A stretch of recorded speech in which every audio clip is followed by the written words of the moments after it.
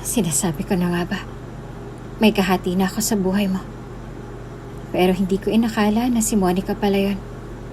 Bumalik na pala siya sa'yo. O bumalik ka na pala sa kanya. Nagkabalikan na pala kayong dalawa. Masaya ako para sa inyo. Pero alam mo, Aaron, masasaya siguro ako kung hindi mo ako iiwan. Kung mananatili ka lang sa buhay ko. Kahit na nabuntis mo pa si Monica, pwede naman yun eh. Pwede namang dalawa kami sa buhay mo.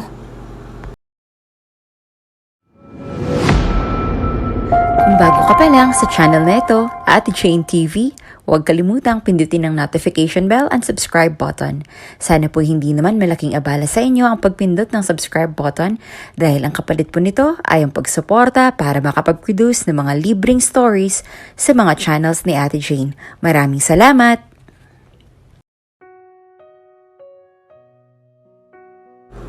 Tahimik na pinahira ni Lorian ang mga luha sa kanyang mga mata ng gabing yon nang marinig niya ang ugong ng kotse ng kanyang asawang si Aaron. Pagkuway unti-unti siyang nagpaskil ng isang ngiti sa kanyang mga labi at huminga ng malalim bago tinungo ang malaking pinto ng kanilang bahay para buksan iyon upang salubungin ang pagdating nito. Pagbukas pa lang ni Lorian ng pinto ay alam niya ng lasing ito dahil amoy na amoy niya kaagad ang alak na sumisingaw mula sa katawan ng asawa. Ngunit gaya ng nakagawian at nakasanayan ay hindi na lamang niya iyon pinansin at tinanong sa asawa dahil ayaw niya na nagagalit ito sa kanya. At isa pa baka masigawan ulit siya nito at maungkat na naman ito ang dahilan kung bakit naglalasing ito. Sobrang sakit na naman iyon para kay Lorian. Madadagdagan na naman ang bigat na nararamdaman niya sa loob ng kanyang dibdib. Hanggang sa mga sandaling iyon mula pa kanina pag nagkataon. Oh, Aaron, mabuti na ba't nakauwi ka na? May overtime na naman ba kayo? Nakangiting tanong ni Lorian kay Aaron. Ngunit hindi man lang siya nito sinulyapan o tiningnan man lang kahit isang segundo. Bagkus ay dire-diretso lang itong pumasok sa loob habang marahang niluluwagan ang suot nitong necktie habang naglalakad papunta sa komedor. Nakangiting inilahad naman ni Lorian ang kanyang palad kay Aaron bago nagsalita. Akin na yung necktie mo at yung attache case mo. Walang imik na ibinigay naman ito. At tuluyan ang pumasok sa loob ng komedor nila. At nang marating na nito ang crystal glass dining table ay pabagsak itong umupo sa upuan nila roon at tila nahahapong inihiga nito saglit ang leeg roon bago umupo ng maayos at bahagyang iniyuko ang ulo habang nakalagay ang mukha sa nakatukod na braso sa dining table at saka nakapikit na nagsalita sa lasing na tono. Lorian, ikuha mo nga ako ng tubig na malamig. Mabilis na tumalima naman agad si Lorian at kumuha ng tubig na maiinom nito sa ref habang dala-dala pa rin ang necktie at attache case nito. Pagkuway nagmamadali siyang bumalik patungo sa kinauupuan ni Aaron at ibinigay rito ang malamig na tubig na kinuha naman ito agad sa kanya at saka nilagok iyon. Tumikim naman si Lorian at nakangiti ulit na nagsalita. Mari na ba kitang hainan ng makakain? Nagluto na ako kanina ng paborito mong kare-kare. Sa lubong ang mga kilay na mabilis naman itong sumagot. Gusto ko talagang kumain sana. Kaya ako nagtungo rito sa komedor dahil konti lang ang nakain ko kanina. Tas naisuka ko pa yata lahat. Kaya lang nasusuka na naman ako so wag na lang. Ayoko nang kumain. Naisa na niyang tanungin kung saan na naman ito kumain o kung sino nga bang kasama nitong kumain. Kahit may kutob na siya ng mga ka-office mate na naman ito. Marahil ay sa bar na naman ang mga ito kumain at nagiinuman gaya ng nakita niya noon nung palihim na sinundan niya ito. Ngunit pinigilan niya ang sarili. Hanggat maaari ay ayaw niyang magagalit si Aaron sa kanya, maiinis o makukulitan. Iniiwasan niyang mangyari ulit ang bagay na yon simula nung isang beses na nagkasagutan sila tungkol sa isang bagay. Tapos bigla itong nagwala ng todo. Ang mga gamit nila nun sa kwarto at sa sala ay kung saan na nakarating nang pinagbababasag nito habang nagsisisigaw sa galit. Kaya ayaw niya nang maulit pa iyon. Nakakatakot. Nakakahiya sa mga kapitbahay nila sa subdivision na yon. Kaya huminga na lang ng malalim si Lorian at pilit nang umiti ulit bago malamanay na nagsalita. Ganun ba? Oo, sige. Ano pa bang gusto mo bago tayo umakyat sa kwarto at nang makapagpahinga ka na? 11:00 na rin kasi ng gabi kaya tingin ko'y kailangan mo nang magpahinga. Pagkatapos ng gusto mo pang gawin ngayon, Aaron. Nagkibit balikat naman si Aaron at saka tumugon. Gusto kong mag-inuman tayo at mag-usap ng mga bagay-bagay. Napakurap naman agad si Lorian bago sumagot. Pero alam mo naman na hindi ako umiinom ng alak, Aaron, 'di ba? At isa pa, nakainom ka na eh. Magpahinga ka na lang muna. Baka kasi mapano ka kung masobrahan ka pa sa pag-inom ngayon. At kung gusto mong mag-usap tayo, huwag na lang dito, Han. Sa kwarto na lang, pwede ba? Para pagkatapos natin mag-usap, pwede na tayong matulog agad. Malumanay na suhestyon ni Lorian. Tinaasan naman siya agad ni Aaron ng kilay, kaya agad siyang napalunok dahil sa takot. So inuutusan mo na ako ngayon? Mabilis naman ang ginawang pag-iling ni Lorian at kinakabahang sumagot. Hindi, Aaron. Hindi sa ganon. Nagsasuggest lang naman ako. Pero kung ayaw mo naman sa suggestion ko, gusto mo pa rin naman ng masusunod at palagi kong susundin. Alam mo naman yan, hindi ba? Mapakla namang umiti ito sa kanya at makahulugan siyang tinitigan bago nagsalita. See, Lorian? Yan talagang isang bagay na pinakaayaw ka sa ugali mo. Yung sunod-sunuran ka. Yung pagiging utu-utu mo noon palang mga bata pa tayo. Kaya nga sa tuwing tinutokso ako lagi ng mga magulang ko sa'yo ng mga bata pa tayo, talagang naririndi ako. Kasi hindi talaga kita gusto. Kahit katiting man lang. Isang kabaliktaran sa nararamdaman mo sa akin. Hindi ko rin alam kung bakit mo ba ako nagustuhan noon eh. Puro lang naman kasamaan ang pinapakita ko sa'yo. Tapos hindi ka pa nakontento sa pagsabi mo noon sa mga magulang ko na may gusto ka sa akin. Sinabi mo na rin sa akin yun. Alam mo bang naramdaman ko noon? Nasusuka ako. Pero mas nasuka ako nung sinabi ng mga magulang ko sa akin na balang araw ipapakasal daw nila tayo sa isa't isa. Na balang araw gusto nilang magkaapo sa atin. At nangyari nga yung gusto nila na naipakasal nila tayo sa isa't isa. But sad to say, hindi na nangyari ang pangalawang gusto nila na magkaapo sila sa ating dalawa. At ewan ko rin ba kung bakit hindi mo ako mabigyan-bigyan ng anak. Pagod na ako malasing halos gabi-gabi. Parang hindi lang ako masuka pag isiniping kita. At maisip ko ang kababata ko, kasiping ko at hindi si Monica. Ang babaeng una kong pag-ibig na hiniwalayan ko para sa kagustuhan ng mga magulang ko. Para hindi sila magtampo sa akin at para hindi mapano si Papa dahil may sakit siya. Kaya isinakripisyo ko ng kaligayahan ko para sa kanila. Pero wala namang nangyari. Hindi mo pa rin sila nabigyan ng apo. At lalong hindi mo rin ako nabigyan ng anak. Kaya bakit ka pa kasi pumayag na makasal tayo sa isa't isa? Wala ka rin namang silbi. Dahil kahit anong paglalasing ko para maisipin ka lang upang mabigyan mo ako ng anak, wala pa rin namang nangyayari. Kaya naisip ko, pag si Monica siguro napakasalan ko noon, siguro may anak na kami ngayon. Lalo pat itong pangarap namin. Ang pagpakasal at magkaroon ng anak pagkatapos. Kaso sa'yo ako napunta eh. Sa'yo ako napunta na isang hamak na kababata ko lang at hindi ko pa magawang gustuhin. Wala kang silbi, Loren. Talagang wala kang silbi. Buisit na ako sa'yo. Sawang-sawa na ako sa 3 taong relasyon natin na hindi mo ako mabigyan-bigyan ng anak. Nakakapagod na. Pinakatitigang mabuti ni Lorian si Aaron nang matapos na ito magsalita. Lahat ng salitang binitiwan nito ay tumutusok sa puso niya ng paulit-ulit. Lahat, bawat masasakit na salitang binibigkas nito ay tila unti-unting nagpapahina sa buong katawan ni Lorian, sa buong pagkatao niya, sa puso at kaluluwa niya. Unti-unting dumudurog iyon sa isipan niya. Ang mga tuhod niya ng mga sandaling yun ay tila nawawala na ng lakas habang pinagkatitigan si Aaron ng mabuti. At habang unti-unting humahapdi ang bawat sulok ng kanyang mga mata, ang puso naman niya ay unti-unting sumisikip na tila nahihirapan na siyang huminga. Hanggang sa naramdaman niya na ang unti-unting pagsungaw ng mga luha mula sa kanyang mga mata at ang unti-unting pagtulo ng mga masasaganang butil niyon mula sa mga mata niya. Masakit, sobrang sakit. Hindi niya sukat akalain na kayang sabihin niya ni Aaron sa kanya lahat.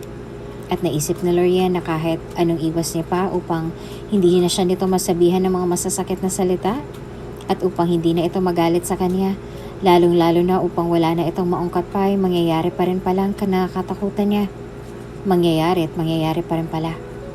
Nang makita marahil ni Aaron ang pagtulo ng mga luha mula sa kanyang mga mata ay agad itong napangiti ng mapag-insulto sa kanya bago nagsalita. Oh, anong iniiyak-iyak mo dyan? Nasaktan ka ba? Nasaktan ba kita sa mga nasabi ko? Huwag ka nang umiyak dahil deserve mo yan. Hindi ka ba naman kasi kalahating tanga? Ba't ka pumayag na ikasal tayo sa isa't isa? Mga bata pa lang tayo, pinakita ko na sa'yo na ayaw ko sa'yo eh. Tapos ngayon iiyak-iyak ka. Totoo naman yung sinabi ko. At isa pa, ilang ulit na kitang sinabihan na maghiwalay na tayo. Pero ayaw mo pumayag. Di rin naman tayo pwedeng maghiwalay na desisyon ko lang at hindi ka pumayag dahil wala rin namang silbi yun. At isa pa, baka magsumbong ka pa sa mga magulang ko. Grabing stress talagang binigay mo sa buhay ko. Sa loob ng 3 taon nating pagsasama bilang mag-asawa. Alam mo ba yon? 3 taon na ako nagtitiis at naghihintay na sana makipaghiwalay ka na sa akin. Kaso wala eh. Matigas ka pa sa bato. Ano bang napapala mo sa pagpapakamartir mo sa akin? Kung pera lang naman ang pag-uusapan, mas mayaman pang pamilya mo kaysa sa amin. Mapait na gumiti si Lorien kay Aaron. Totoo namang deserve niyang masaktan ng ganon. Deserve niyang masaktan ng paulit-ulit sa loob ng 3 taon. Deserve niyang makarinig ng mga masasakit na salita. Kasi pinili niyang magpakamartir na lang at para hindi mapunta si Aaron kay Monica upang hindi ang mga ito magkabalikan at maiwan siya ni Aaron na luhaan at labis-labis na masaktan. Kaya kahit na sinasabihan na siya nito ng ilang ulit na maghiwalay na sila ay hindi siya pumayag. Dahil alam niyang mas masasaktan siya ng ilang milyong beses pag malaman niyang pagkatapos nilang maghiwalay ay bumalik nito kay Monica. Mas hindi niya kakayanin ang ganon. Mas ikamamatay niya yon. Ikababaliw niya yon pag nagkataon. Kaya mas pinili na lang niyang manatili sa tabi ni Aaron dahil mahal na mahal niya ito noon pa man. At ayaw niyang mapunta pa ito sa iba. Ikamamatay ng puso niya iyon panigurado. Humugot na si Loren ng isang malalim na buntong hininga bago pinahira ng mga luha sa kanyang mga pisngi at nakangiting nagsalita na parang wala lang nangyari. Na parang wala siyang narinig na masasakit na salita mula rito. Aaron, pumayag akong makasal tayo kasi mahal kita. Iyon lang naman ang dahilan ko. Mahal kasi talaga kita nun pa man. At kahit mahal na kita nun pa man, ay handa akong magtiis sa lahat ng sakit para manatili ka lang sa aking tabi. Dahil mahal na mahal talaga kita, Aaron. Ayoko mawala ka sa akin. Mas masasaktan ako pag ganun. Wika ni Lorien sa garalgal na tono ng boses. Naiiyak ulit siya. Ngunit sa pagkakataong yon, pigil niya na ang sariling huwag maiyak sa harapan nito. Ayaw niya nang mas magalit o mas mainis pa si Aaron sa kanya. Nakita ni Lorien na napailing-iling si Aaron na tila ba hindi makapaniwala sa kanyang sinabi. Pagkuway nginitian siya nito nang nakakainsulto bago nagsalita. Nababaliw ka na. Bilib na ako sa kabaliwan mong taglay. Ani nito at biglang tumayo dahil lalo pang muntik na itong matumba. Si Lorien naman ay agad ang mamadaling lumapit kay Aaron at inalalayan ito.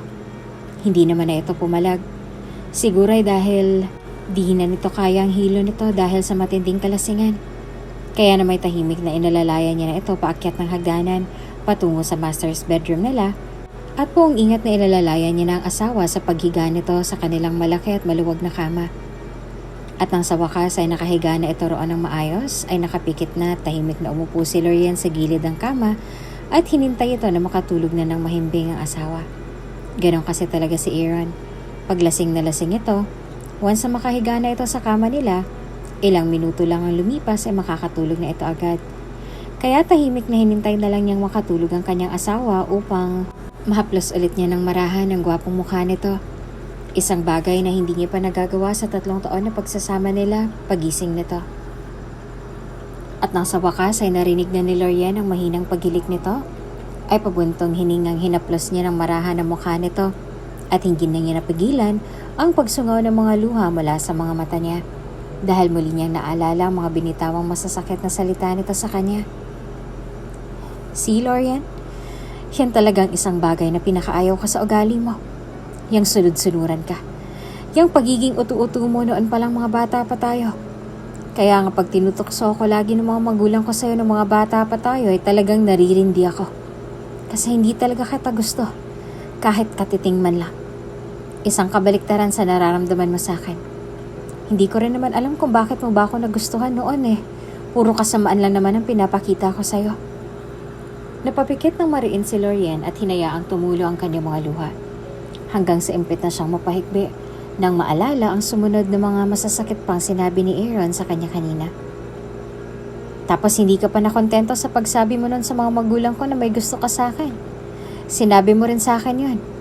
Alam mo bang naramdaman ko nun? Nasusuka ako. Pero mas nasuka ako nung sinabi ng mga magulang ko sa akin nun na balang araw ipapakasal nila tayo sa isa't isa.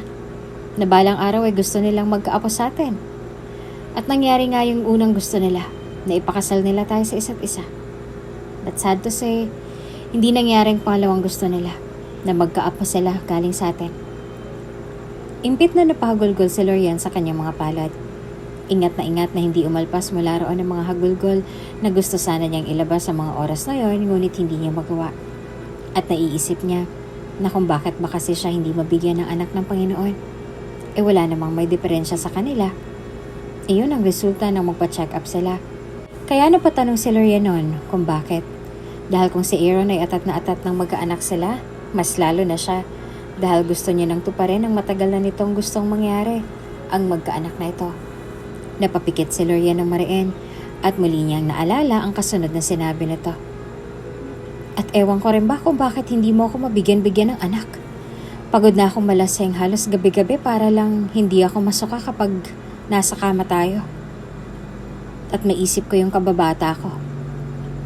At ang kasiping ko ay si Monica. Ang babaeng una kong pag-ibig na hiniwalayan ko para sa kagustuhan ng mga magulang ko. Para lang hindi sila magtampo sa akin. At para hindi mapalo si Papa dahil may sakit siya. Kaya isinakripisyo ko na lang ang kaligayahan ko para sa kanila. Pero wala namang nangyari. Hindi mo pa rin sila mabigyan ng apo. At lalong hindi mo rin ako mabigyan ng anak. Kaya bakit pa kasi pumayag na makasal tayo sa isa't isa? Wala ka rin namang silbi. Dahil kahit anong paglalasing ko para maisiping lang kita upang mabigyan mo ako ng anak, wala pa rin namang nangyayari. Napatigil saglit sa pag-iisip si Lorien nang umungol si Aaron ng mahina at tila may sinasabi, ngunit hindi niya maintindihan ng maayos. Hanggang sa naisip niyang ilapit ang kanyang tenga, malapit sa bibig nito para lang pala mapaiyak nang malinaw niyang narinig ang mahinang binibigkas nito ng paulit-ulit. Monica. Mahinang bigkas ni Aaron sa pangalan ng unang pag-ibig nito na naging nobya talaga nito. Ngunit hiniwalayan nito nang ikasal sila. Dahil doon ay napahugot ng nagtatampong buntong hininga si Lorien. At sa isip niya, talagang hindi pa nakaka-move on si Aaron kay Monica. Dahil doon ay naalala niya ang huling mga linya na sinabi nito sa kanya. Kaya naisip ko pag si Monica sigurong napakasalan ko na, siguro may anak na kami ngayon. Lalo pat itong pangarap namin, ang magpakasal at magkaroon na ng anak. Kaso sa'yo ako napunta eh. Sa'yo ako napunta na isang hamak na kababata ko lang at hindi ko pa magawang gustuhin. Wala ka talagang silbi, Lorien. Wala kang silbi. Bisit na bisit ako sa'yo. Sawang-sawa na ako sa 3 taong relasyon natin na hindi mo ako mabigyan-bigyan ng anak. Nakakapagod na. Nang maalala ang lahat ng yun ay malungkot na napahinga siya ng malalim. Pagkaway nagsalita. Aaron, pati rin naman ako ay napapagod na rin sa kakahintay na mabiyayaan na tayo ng anak. Gusto ko naman kasi talaga na magkaanak na tayo. Ayoko nang masabihan mo pa ako na wala akong silbi. Ayoko nang makarinig mula sa'yo na bisit ka na sa akin. Ayoko nang sisihin mo pa ako at ikumpara kay Monica. Ayoko nang makarinig pa ng masasakit na salita mula sa'yo. Ayoko nang ganon. Gustong gusto ko na magkaanak tayo. Dahil Aaron, naisip ko na baka ang bata nang maging dahilan upang manatili ka sa tabi ko habang buhay. At baka sakaling ang bata nang maging dahilan upang pagtuunan mo na ako ng pagmamahal na matagal ko nang inaasam-asam na maramdaman ko rin sa'yo. At baka sakaling bigyan mo ako ng tsansa na mahalin din. Pabalik. Dahil karapat dapat din naman ako para mahalin ng isang tulad mo. Nakarapat dapat mo rin akong mahalin tulad ng pagmamahal mo kay Monica kahit kaunti lang. Kaya ko namang magtiis. Kaya kong tiisin ang lahat ng mga pang-iinsulto mo sa akin tulad ng kailangan mo pang uminom ng marami para lang makasiping mo lang ako para mabigyan kita ng anak. Kaya kong tiisin yun. At kaya kong tiisin ang lahat para sa'yo, Aaron. Para lang sa'yo. Kaya ipinagdadasal ko lagi na darating din ang araw na magbibigay sa atin ang matagal na nating inaasam-asam na magkaanak na tayong dalawa. Mahal kong asawa. Kaya sana'y mangyari na yun. Mahal na mahal kita. At dahil doon kaya kong tiisin ang lahat para manatili ka lang sa buhay ko. Umiiyak na wika ni Lorian kay Aaron at sumingot pa ito bago marahang tinabihan at niyakap habang patuloy pa rin sa impit na pag-iyak upang hindi ito magising. Hanggang sa nakatulugan na ni Lorian ang kanyang impit na pag-iyak habang yakap-yakap ang kanyang asawang si Aaron. Kinabukasan ay busy na si Lorian sa pagluto ng agahan nila ni Aaron. Tapos na kasi siya sa paghahanda ng mga susuotin nito sa trabaho at ang mga dadali nito roon. Ito mismo ang CEO ng kumpanya nilang mag-asawa. Wedding gift iyon sa kanila ng kanyang mga magulang matapos nilang ikasal. May ngiti sa mga labing inilapag ni Lorian ang mangkok na may masarap na ulam na niluto niya para kay Aaron ng umagang yon. Na makita niya itong bumaba ng mahabang hagdanan nila at tumungo sa komedor. Timing naman na handa na ang lahat ng agahan nila nang makalapit ito sa dining table. Good morning, Aaron! Niluto ko ang paborito mong agahan, kaya umupo ka na't kumain. Nakangiting wika ni Lorian kay Aaron. Ngunit wala man lang siyang narinig sa pagtugon mula rito. Kahit pakitang tao lang sana na pagtugon ay hindi nito iyon ginawa. Kahit pagtangungay, wala rin. Tahimik na umupo lang ito sa upuan roon at nagsimula ng kumain.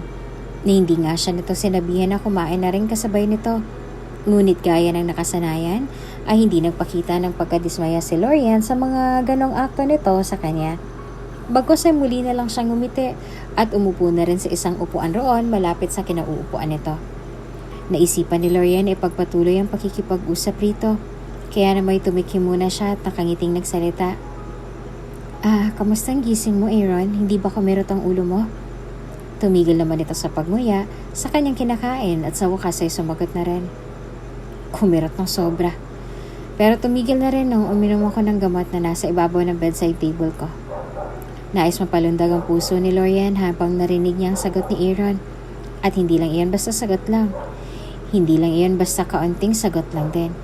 Kundi medyo mahabang sagot yun. At malaking bagay na yon para kay Lorian. Kaya na may masayang sumagot siya kaagad kay Aaron. Ganun ba? Naku, mabuti naman kung ganun. Sige na, kumain ka na para makapasok ka na sa trabaho mo. Hindi naman umimik si Aaron. Bagkus ay sumubo lang ito at marahang inuya ang kinakain. At seryosong tinitigang mabuti ang ulam na nasa harap nito. Ngunit halatang wala roon ang isip nito. Pero hinayaan na lang ni Lorian iyon at ipinagpatuloy na lang ang maganang pagkain ng mga sandaling yon. Ngunit nang sumubo ulit siya ng pagkain ay biglang nagsalita ito. Ikaw na naman bang naglagay ng tubig at gamot ron sa ibabaw ng bedside table ko? Kung ikaw ulit yon, maraming salamat kung ganon. Seryosong wika ni Aaron na talagang ikinasinghap ng labis ni Lorian na naging dahilan upang mapaubo siya. Nabigyan tuloy siya ni Aaron agad ng tubig na kinuha naman niya agad at ininom iyon sabay nahihiyang nagsabi ng salamat. Nagsalubong naman ang mga kilay ni Aaron nang tumugon sa kanya. Parang nagpasalamat lang ako sa'yo, inubo ka kaagad . Pagsusungit pa nito. Nahihiyang umiti naman si Lorian sa asawa at nagsalita ng mahina. Pasensya na, nagulat lang ako. Pero salamat din dahil na-appreciate mong maliit na bagay na yon. Maraming salamat, Aaron. Buong pusong pasasalamat ni Lorian sa asawa. Tumango si Aaron. Pagkuway seryosong nagsalita habang nakatingin sa kanya. Salamat din sa iniwan mong note roon na nakaipit sa ilalim ng baso. Sa puntong yon, ay hindi na napigilan ni Lorian ang mapangiti ng sobrang luwag dahil sa narinig niya mula sa bibig ni Aaron mismo. Hindi niya akalain na magiging ganon ang treatment nito sa kanya kinabukasan. Akala niya magpapatuloy ng hindi nito pagkibo sa kanya kanina. Iyon pala'y ganon ang mangyayari. Kaya napaisip si Lorian. Ano kayang nangyari kung bakit naging ganon na biglang pakikitungo ni Aaron sa kanya? Nahihiwaga ang tanong ni Lorian sa isipan at sumagot kay Aaron. Naku, wala yun. Gusto ko lang kasi nasimulan mo ang araw mo na may ngiti sa iyong mga lapi at may positibong pag-iisip ngayong araw. Tahimik na tumangulang din si Aaron at nagpatuloy na sa pagkain. Kaya naman may matamis na ngiti sa mga labi ni Lorian na ipinagpatuloy na rin ang kanyang maganang pagkain. Sa kabilang banda, tahimik lang na kumakain si Aaron ng agahan, ngunit ang hindi alam ni Lorian ay paminsan-minsan, lumilikot ang kanyang mga mata papunta sa ubod na gandang mukha nito. Pagkaway pinigilan niyang mapabuntong hininga. Aaminin ni Aaron. Tandang-tanda niya ang lahat ng nangyari kagabi mula sa pag-iinuman nila ng mga ka-office mates niya, hanggang sa mauwi siya ng bahay at hanggang sa pagtulog niya, at dinig na dinig niya ang mga manghihinang pagikbi ni Lorian sa kanyang tabi, habang marahang nakayakap sa kanya. At sa isip niya ng mga sandaling yung kagabi, akala siguro nito ay nakatulog na siya. Ngunit inoobserbahan lang pala niya ito matapos niyang pagsabihan nito ng mga masasakit na salita. Kaya kunwari naghihilik na siya, upang isipin na nga nito na nakatulog na nga siya. At para malaman niya kung may reaksyon ba ito sa kanyang mga pinagsasasabi. Para malaman niya ang nararamdaman nito, kung meron nga ba itong magiging reaksyon. Unang beses niyang ginawa iyon dahil iyon rin ang unang beses na napagsalitaan niya ito ng mga ganong kakasakit na mga salita sa loob ng 3 taon na pagsasama nila. Sinubukan niya rin na bigkasin ang pangalan ni Monica at isa sa mga kababata nilang babaeng unang pag-ibig niya para mas lalo pang pigain ang puso nito, para makitaan talaga niya ito ng reaksyon kung talagang totoo nga mga sinasabi nito sa kanya na kaya nitong tiisin lahat, na mahal nga siya nito. Hindi niya alam kung bakit, ngunit nang magsalita na ito tungkol sa pag-ibig sa kanya at kaya nitong magtiis, ay naging big deal na yon para kay Aaron bigla. Tapos kilit pa nga siya nang marahan nitong haplusin ang mukha niya, ngunit agad din niyong nawala ng unti-unti nang marinig niyang impit na paghikbi nito at ang mga sinabi nito. Ang mga madamdaming sinabi nito na tila nanunuksong tumagos at tumatak sa puso at isipan ni Aaron. Sa naiisip ay naalala pa niyang sinabi ni Lorian na tila biglang nagpaantig ng puso niya kagabi rito. Aaron, pati rin naman ako ay napapagod na rin sa kakahintay na mabigyan na tayo ng anak. Gusto ko na rin kasi talaga na magkaanak na tayo. Ayoko nang masabihan mo pa ako na wala akong silbi. Ayoko nang makarinig mula sa'yo na bisit ka na sa akin. Ayoko nang sisihin mo pa ako at ikumpara kay Monica. Napalunok si Aaron nang biglang mag-echo ang mga salitang iyon ni Lorian sa kanyang isipan. Pagkuway habang pinagmamasdan niya ito, na napakagandang mukha nito ng matiim, ay nagpatuloy rin ang mga eksenang iyon sa kanyang isipan na tila nanunukso sa isip niya. Ayoko na makarinig pa ng mga masasakit na salita mula sa'yo. Ayoko na ng ganon. Gusto ko na rin magkaanak tayo dahil Aaron, naisip ko na baka ang bata nang maging dahilan para manatili ka sa tabi ko habang buhay. At baka sakali ang bata nang maging dahilan para pagtuunan mo na rin ako ng pagmamahal na matagal kong inaasam-asam na maramdaman mula sa'yo. At baka sakaling bigyan mo na ako ng tsansa na mahalin mo din ako pabalik. Dahil karapat-dapat din naman akong mahalin ng isang tulad mo. Nakarapat-dapat mo rin akong mahalin tulad ng pagmamahal mo kay Monica. Kahit kaunti lang. Mabilis na iniwas ni Aaron ang tingin kay Lorian at ibinaling iyon sa pagkain niya sa ibaba habang ngumunguya ng marahan. Pagkuway nais niyang mapabuntong hininga. Sa totoo lang, naaawa siya kay Lorian. At ang pagsusungit niya rito at pagsasabi niya rito ng masasakit na salita ay pati lamang sa gusto niyang mangyari na maghiwalay na nga sila dahil sa isip niya ay hindi talaga mahuhulog ang loob niya kay Lorian kahit anong mangyari. Dahil nasa puso pa rin niya si Monica hanggang sa kasalukuyan. Kahit 3 taon nang lumipas mula na maghiwalay sila dahil sa kasal nila ni Lorian. Pakiramdam niya ay wala ring silbi ang pagsasama nilang yon dahil wala talaga siyang makapangdamdamin para kay Lorian. Kahit anong pilit niya noon sa unang taon nila. Lalo na't hindi pa talaga sila nabibiyayaan ng anak. Kaya mas lalong naisip ni Aaron na wala na talagang saysay ang pagsasama nilang yon. Dahil bukod sa hindi niya talaga ito magawang mahalin, dahil mahal pa rin niya hanggang ngayon si Monica, ay hindi talaga siya nito mabigyan ng anak. Kaya ginawa niyang lahat para masaktan ito. At ito na rin mismo sana ang kusang makipaghiwalay sa kanya. Pero matagas talaga ang ulo at matatag ito. Naaalala pa niya ang huling mga salitang binitawan nito kagabi bago ito nakatulog sa kakaiyak habang nakayakap sa kanya. Dahil Aaron, kaya ko namang magtiis. Kaya kong tiisin ang lahat ng mga pang-iinsulto mo sa akin. Tulad ng kailangan mo pang uminom ng marami para lang makasiping mo ko. Kaya kong tiisin ang lahat para sa'yo. Pinagdadasal ko na sana dumating na ang araw na mabigay na sa atin ng matagal nating inaasam. ang magkaanak tayong dalawa. Sana'y mangyari na yon. Mahal na mahal kita. At dahil doon, kaya kong tiisin ang lahat para manatili ka lang sa buhay ko. Napalunok muli si Aaron nang maalala niya lahat ng yon. Dahil totoo ito. Talagang hindi niya kaya makipagsiping rito dahil ang isip niya ay ito pa rin ang kababata niya noon na hindi niya gusto. Dahil hindi niya gusto ang personalidad nito. Malayong malayo kasi ito kay Monica. Yung tipong hindi magmamakaawa sa atensyon at pagmamahal ng isang tao na hindi ipinagpipilitan ng sarili sa isang tao. Ganon kasi si Monica. Ngunit si Lorien ay hindi ganon. Kabaligtaran ng ugali ni Monica ang ugali ni Lorien. Ang uri ng ugali ng isang babae na hindi niya kayang magustuhan. Kaya noon pa man ay ayaw niya na rito. Natigil naman ang malalim na pag-iisip ni Aaron nang muling magsalita si Lorien. Aaron, gusto mo bang timplahan kita ng juice? Kaya sumagot agad si Aaron. No, I'm good. Seryosong wika niya kaya napatango na lang ng marahan si Lorien at tahimik na nagpatuloy muli sa pagkain. Siya na may saglit na sumulyap rito at agad ding binawi ang tingin. Nang sinabi ni Lorien sa mga magulang niya dati at sa kanya na gusto siya nito, ay parang kinilabutan siya. Dahil talagang kaibigan at kababata lang ang turing niya rito at wala nang iba pa. Iyon din ang panahon na may mutual understanding na sila ni Monica. Kaya mas lalong kinilabutan siya roon. Hindi totoong nasusuka siya, kundi kinilabutan lang. Tapos naging nobya niya na si Monica at talagang tumagal sila ng maraming taon. Ngunit sa kasamaang palad ay ayaw ng mga magulang niya kay Monica. Dahil hindi raw ito katulad ni Lorien na matulungin sa kapwa at pasensyosa. Strikta raw ito at prangka.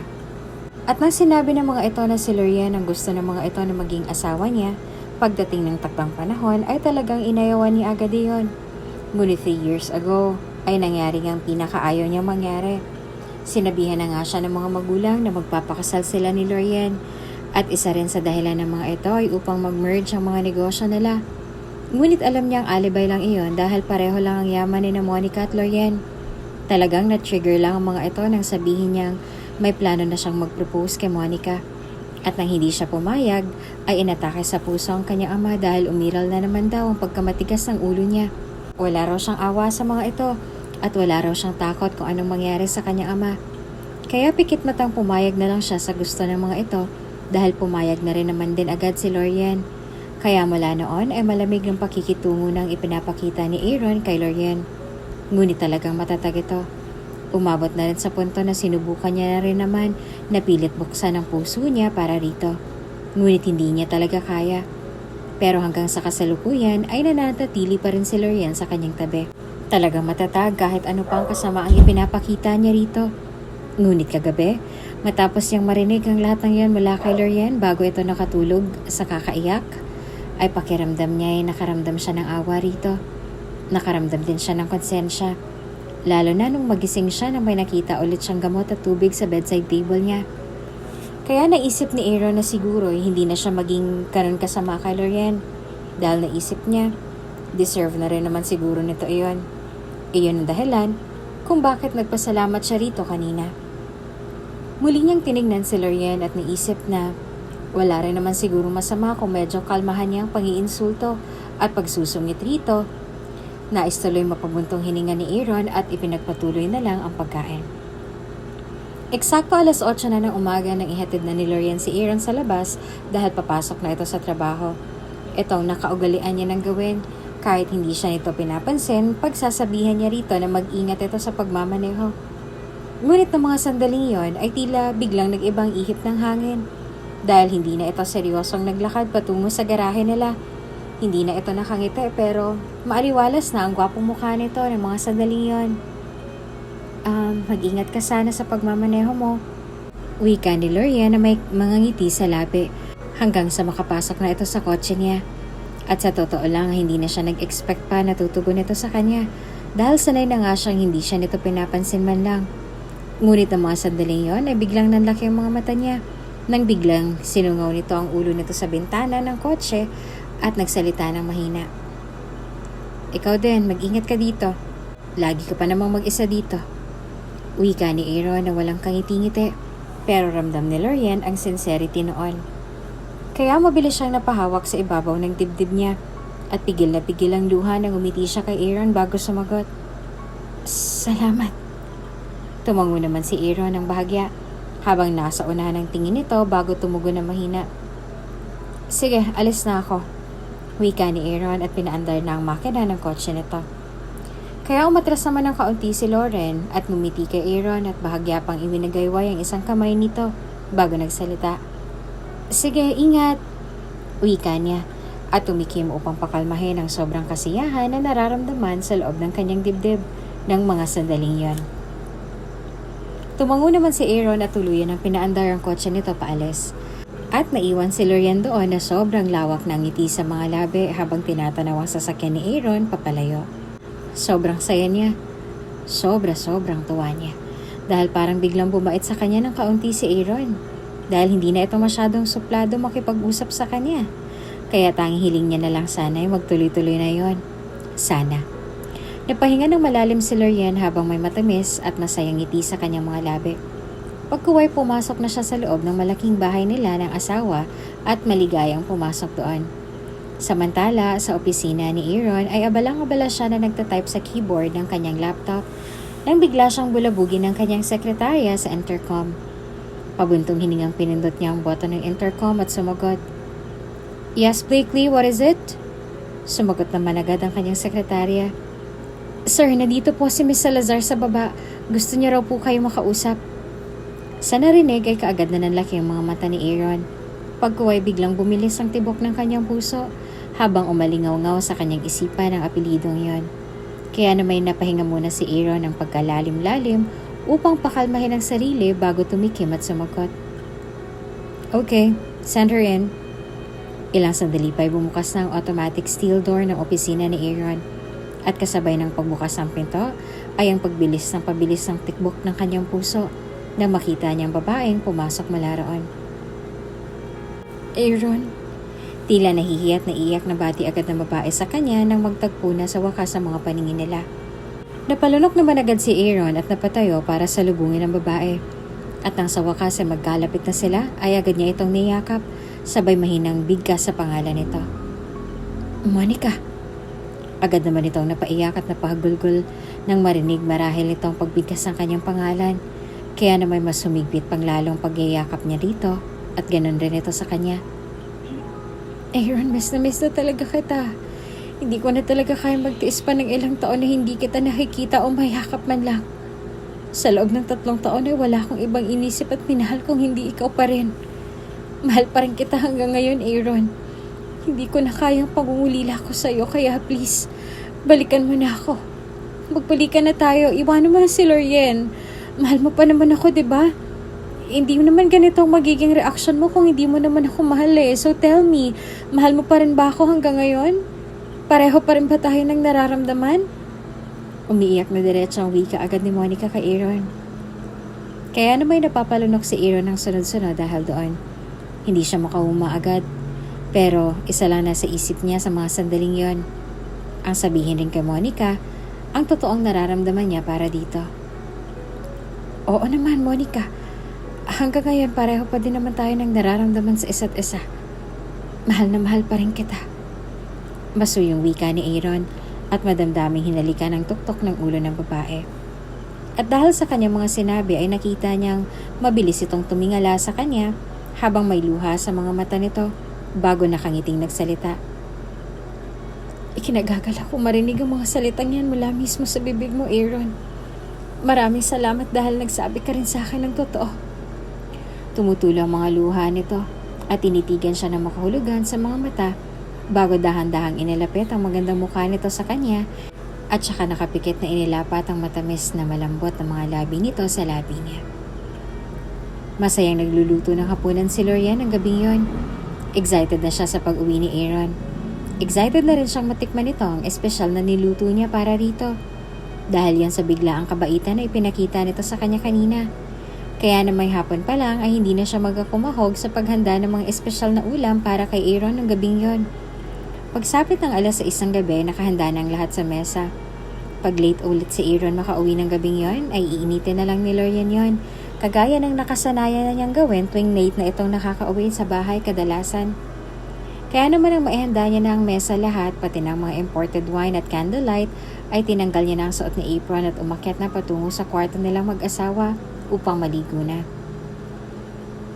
Aaron, nasan ka na ba? Pabuntong hiningang wika ni Lorian at tiningnan ng malaking wall clock na nakasabit sa dingding nila. Sa pagkuhay, malungkot at kinakabahang tumingin sa malaking pintuan ng kanilang bahay. Pasado 1:00 na ng madaling araw, ngunit hindi pa rin nakakauwi ang kanyang asawa. Nag-aalala na siya kay Aaron. Sa isip kasi ni Lorian ay baka kung ano nang nangyari dito. Ang pinakamatagal na oras kasi ng pag-uwi nito ay 11:00 lang ng gabi o pasado 11:00 ng gabi. Ngunit madaling araw na at wala pa rin ito. Kaya na may bumuntong hininga na lamang si Lorian. Tsaka naman biglang may bumisinang sasakyan sa labas ng bahay nilang mag-asawa. Kaya agad ang napalitan ng matamis at masayang ngiti ang malungkot at kinakabahang ekspresyon ng mukha ni Lorian. Busina kasi iyon ang sasakyan ni Aaron. Kaya na may tila na walang parang bula ang gutom at antok na kanina pa niya nararamdaman at halos lakad takbong tinungo ang pintuan upang pagbuksan na ito. Sa totoo lang, inaasahan niya sa pagbukas niya ng pinto ay ang maaliwalas ulit na gwapong mukha ni Aaron katulad na nangyari kaninang umaga. Ngunit nung pagbukas niya rito, malayo sa inaasahan niya ang nangyari. Dahil imbes na maaliwalas na mukha nito mabungaran niya, ay ang nagkakasalubong na kilay nito ang bumungad sa kanya ngayon. Aaron, mabuti nandito ka na. Nag-aalala ko sa'yo sobra. Uwi ka agad ni Lorian sa asawa. Ngunit sa halip na sagutin siya nito kagaya ng ginawa nito kaninang umaga, ay hindi siya nito pinansin at dire-diretso lang sa paglakad patungo sa hagdanan. Kaya na may nanlaki ang mga matang umagapay si Lorian sa pagkakbang ni Aaron patungo sa hagdan at nagsalita. Aaron, hindi ka ba kakain ng hapunan? Naganda pa naman ako ng espesyal na panghapunan natin. Pilit na pinagiliw ni Lorian ang tono ng kanyang boses ang sabihin iyon. Pagkuway na pakunuot siya at napatanong sa isip. Siya lang ba? O talagang nangangamoy perfume ng babae si Aaron ng mga sandaling yon? O baka naman guni-guni niya lang din ang mabangong perfume na yon? Saglit lang kasi ang amoy na yon. Kaunti lang. Napalunok tuloy si Lorian sa mga tanong na yon sa kanyang isipan. Natigil lang ang pag-iisip ni Lorian nang marinig niya na bumuntong hininga si Aaron bago sumagot. Busog na ako. Ikaw na lang ang kumain. Sige na, kumain ka na ron at matutulog na ako sa kwarto. Kaya na may napanganga na lamang si Lorian habang naiwan siyang takang-taka ulit sa inaakto ni Aaron at sa kakaibang pangbabaeng amoy na tila kumapit sa damit o katawan nito. Marahang pabaling-baling sa higaan si Lorian, hindi talaga siya makatulog kahit anong mangyari. Napapaisip siya kung bakit biglang bumalik ulit sa dati ang inaakto ni Aaron sa kanya. At higit sa lahat, napapaisip rin talaga siya kung bakit nangamoy perfume ng babae si Aaron kanina pagdating nito. Kaunti lang naman ang amoy na yon. Kung tutuusin siguro kung hindi sensitibo ang pang-amoy niya, ay hindi niya iyan mahahalata kanina. Pero wala sensitibo ang pang-amoy niya. Kahit kaliit-liit ang amoy ay naaamoy talaga ni Lorian. Kaya tuloy nagduda siya roon. Pinaalis niya lang agad sa kanyang isipan. At kanina, siya na lang mag-isang kumain roon sa komedor dahil naisip niya na kahit siguro pilitin niya ito na sabayan siya sa pagkain ay hindi niya talaga ito makukumbinse. At sa estado ng mood nito kanina ay hindi malayong mabubulyawan na siya nito pagkukulutin talaga niya ito. Kaya na may kumain na lang siyang mag-isa roon habang napapaisip kung bakit nangangamoy ito ng perfume ng babae. Pagkapasok niya sa kwarto nila ay nakita niya nang nakahiga na ito sa kama nila at natutulog na. Nakaligo na rin ito. Kaya wala na siyang nagawa kung hindi ang tumabi na lang dito sa kama at pilit na pinapakalma ang puso at isipan niya. Ngunit talagang hindi siya makatulog sa kakaisip kung bakit ito nangangamoy ng ganon. At saktong pag-iisip ni Lorian ng ganon ay biglang nag-ibang posisyon ni Aaron ng higa at tumalikod sa kanya. At doon ninalaki ang mga mata ni Lorian. Nakasando si Aaron ng maluwag. Kaya nung malihis ang sando nito ay kitang-kita ni Lorian ang bakas na tila kalmot sa ibabang bahagi ng likuran nito. Kaya mabilis na napaatras si Lorian nang marahan sabay takip sa kanyang bibig habang mabilis na sumungaw ang mga luha mula sa kanyang mga mata. Pagkuway na patanong siya sa isipan. Nagtataksil ba si Aaron sa kanya? Kinabukasan ay mugto ng mga mata ni Lorian. Mabilis lang niyang nilagyan iyon ng concealer para hindi mahalata ni Aaron na galing siya sa magdamag na iyak. Nang marinig ni Lorian ang mga yapak ng mga paa nito, ay nilapag niya na ang pitsil ng juice sa dining table nila at umupo na roon. Dahil handa naman na ang agahan nila. Ngunit mabilis na nangunot ang noo niya nang makita niya si Aaron na dire-diretso sa paglakad patungo sa main door ng bahay nila, dala-dalang attache case nito. Kaya dali-daling tumayo agad si Lorian at hinabol ito. Aaron, teka! Hindi ka ba kakain ng agahan? Nagtataka at nagtatampong tanong ni Lorian kay Aaron. Huminto naman agad si Aaron sa paglalakad at walang lingon likod na sumagot sa kanya. Hindi na, doon ako kakain sa office. Nadismaya si Lorian, ngunit hindi niya iyon pinahalata. Nagsalita siya. Ganun ba? Di sige, ipaghahanda na lang kita ng babaunin mong agahan ron. Isasama ko na rin yung lunch mo. Ngunit hindi na naituloy ni Lorian ang nais sabihin kasi biglang sumingit si Aaron. Wag na, di na kailangan. Wag mo nang pagurin ng sarili mo. Order na lang ako ng pagkain doon. Nang naiba lang sana ang sitwasyon ay siguro kanina pa naglumpasay sa kilig ang puso ni Lorian. Pero hindi.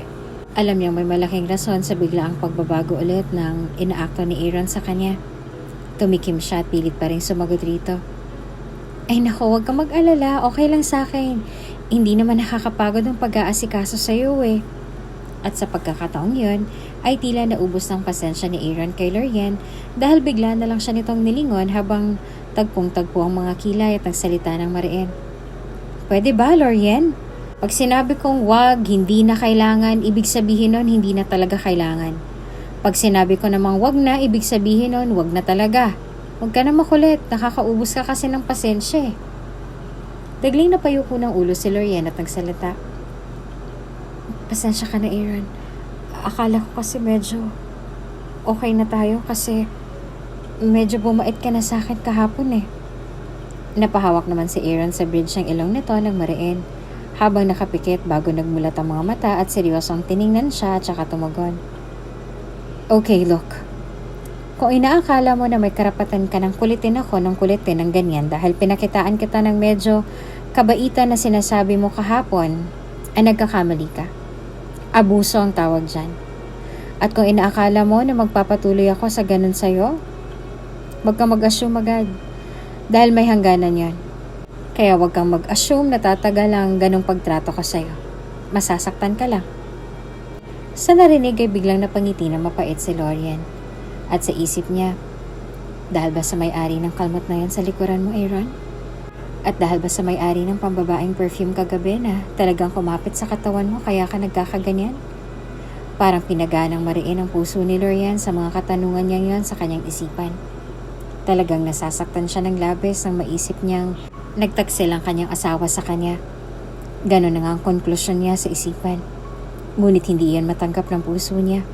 Para rito, hanggang hindi niya nakikita mismo si Aaron na may kahalikang babae o may kasamang babae, ay hindi siya 100% bubuo ng konklusyon sa puso niya. Kaya nasasaktang umiti siya na mapait rito at nagsalita. Sige, tama ka naman eh. Pasensya ka na pala. Mag-iingat ka na lang sa pagmamaneho mo ha. Ngunit hindi na ito tumugon sa kanyang sinabi. Bagkos ay pabuntong hiningang tinalikuran na siya ni Aaron at nagmamadali nang umalis ang bahay nila. Si Lorian naman ay nangihinang napasalampak ng marahan sa sahig nila roon habang tulalang napatingin sa kawalan. At napatanong siya sa kanyang isipan kung kumpirmado bang may babae nga si Aaron ay anong gagawin niya. Ipaglalaban ba niya ang karapatan niya bilang asawa nito at itutuwid ito?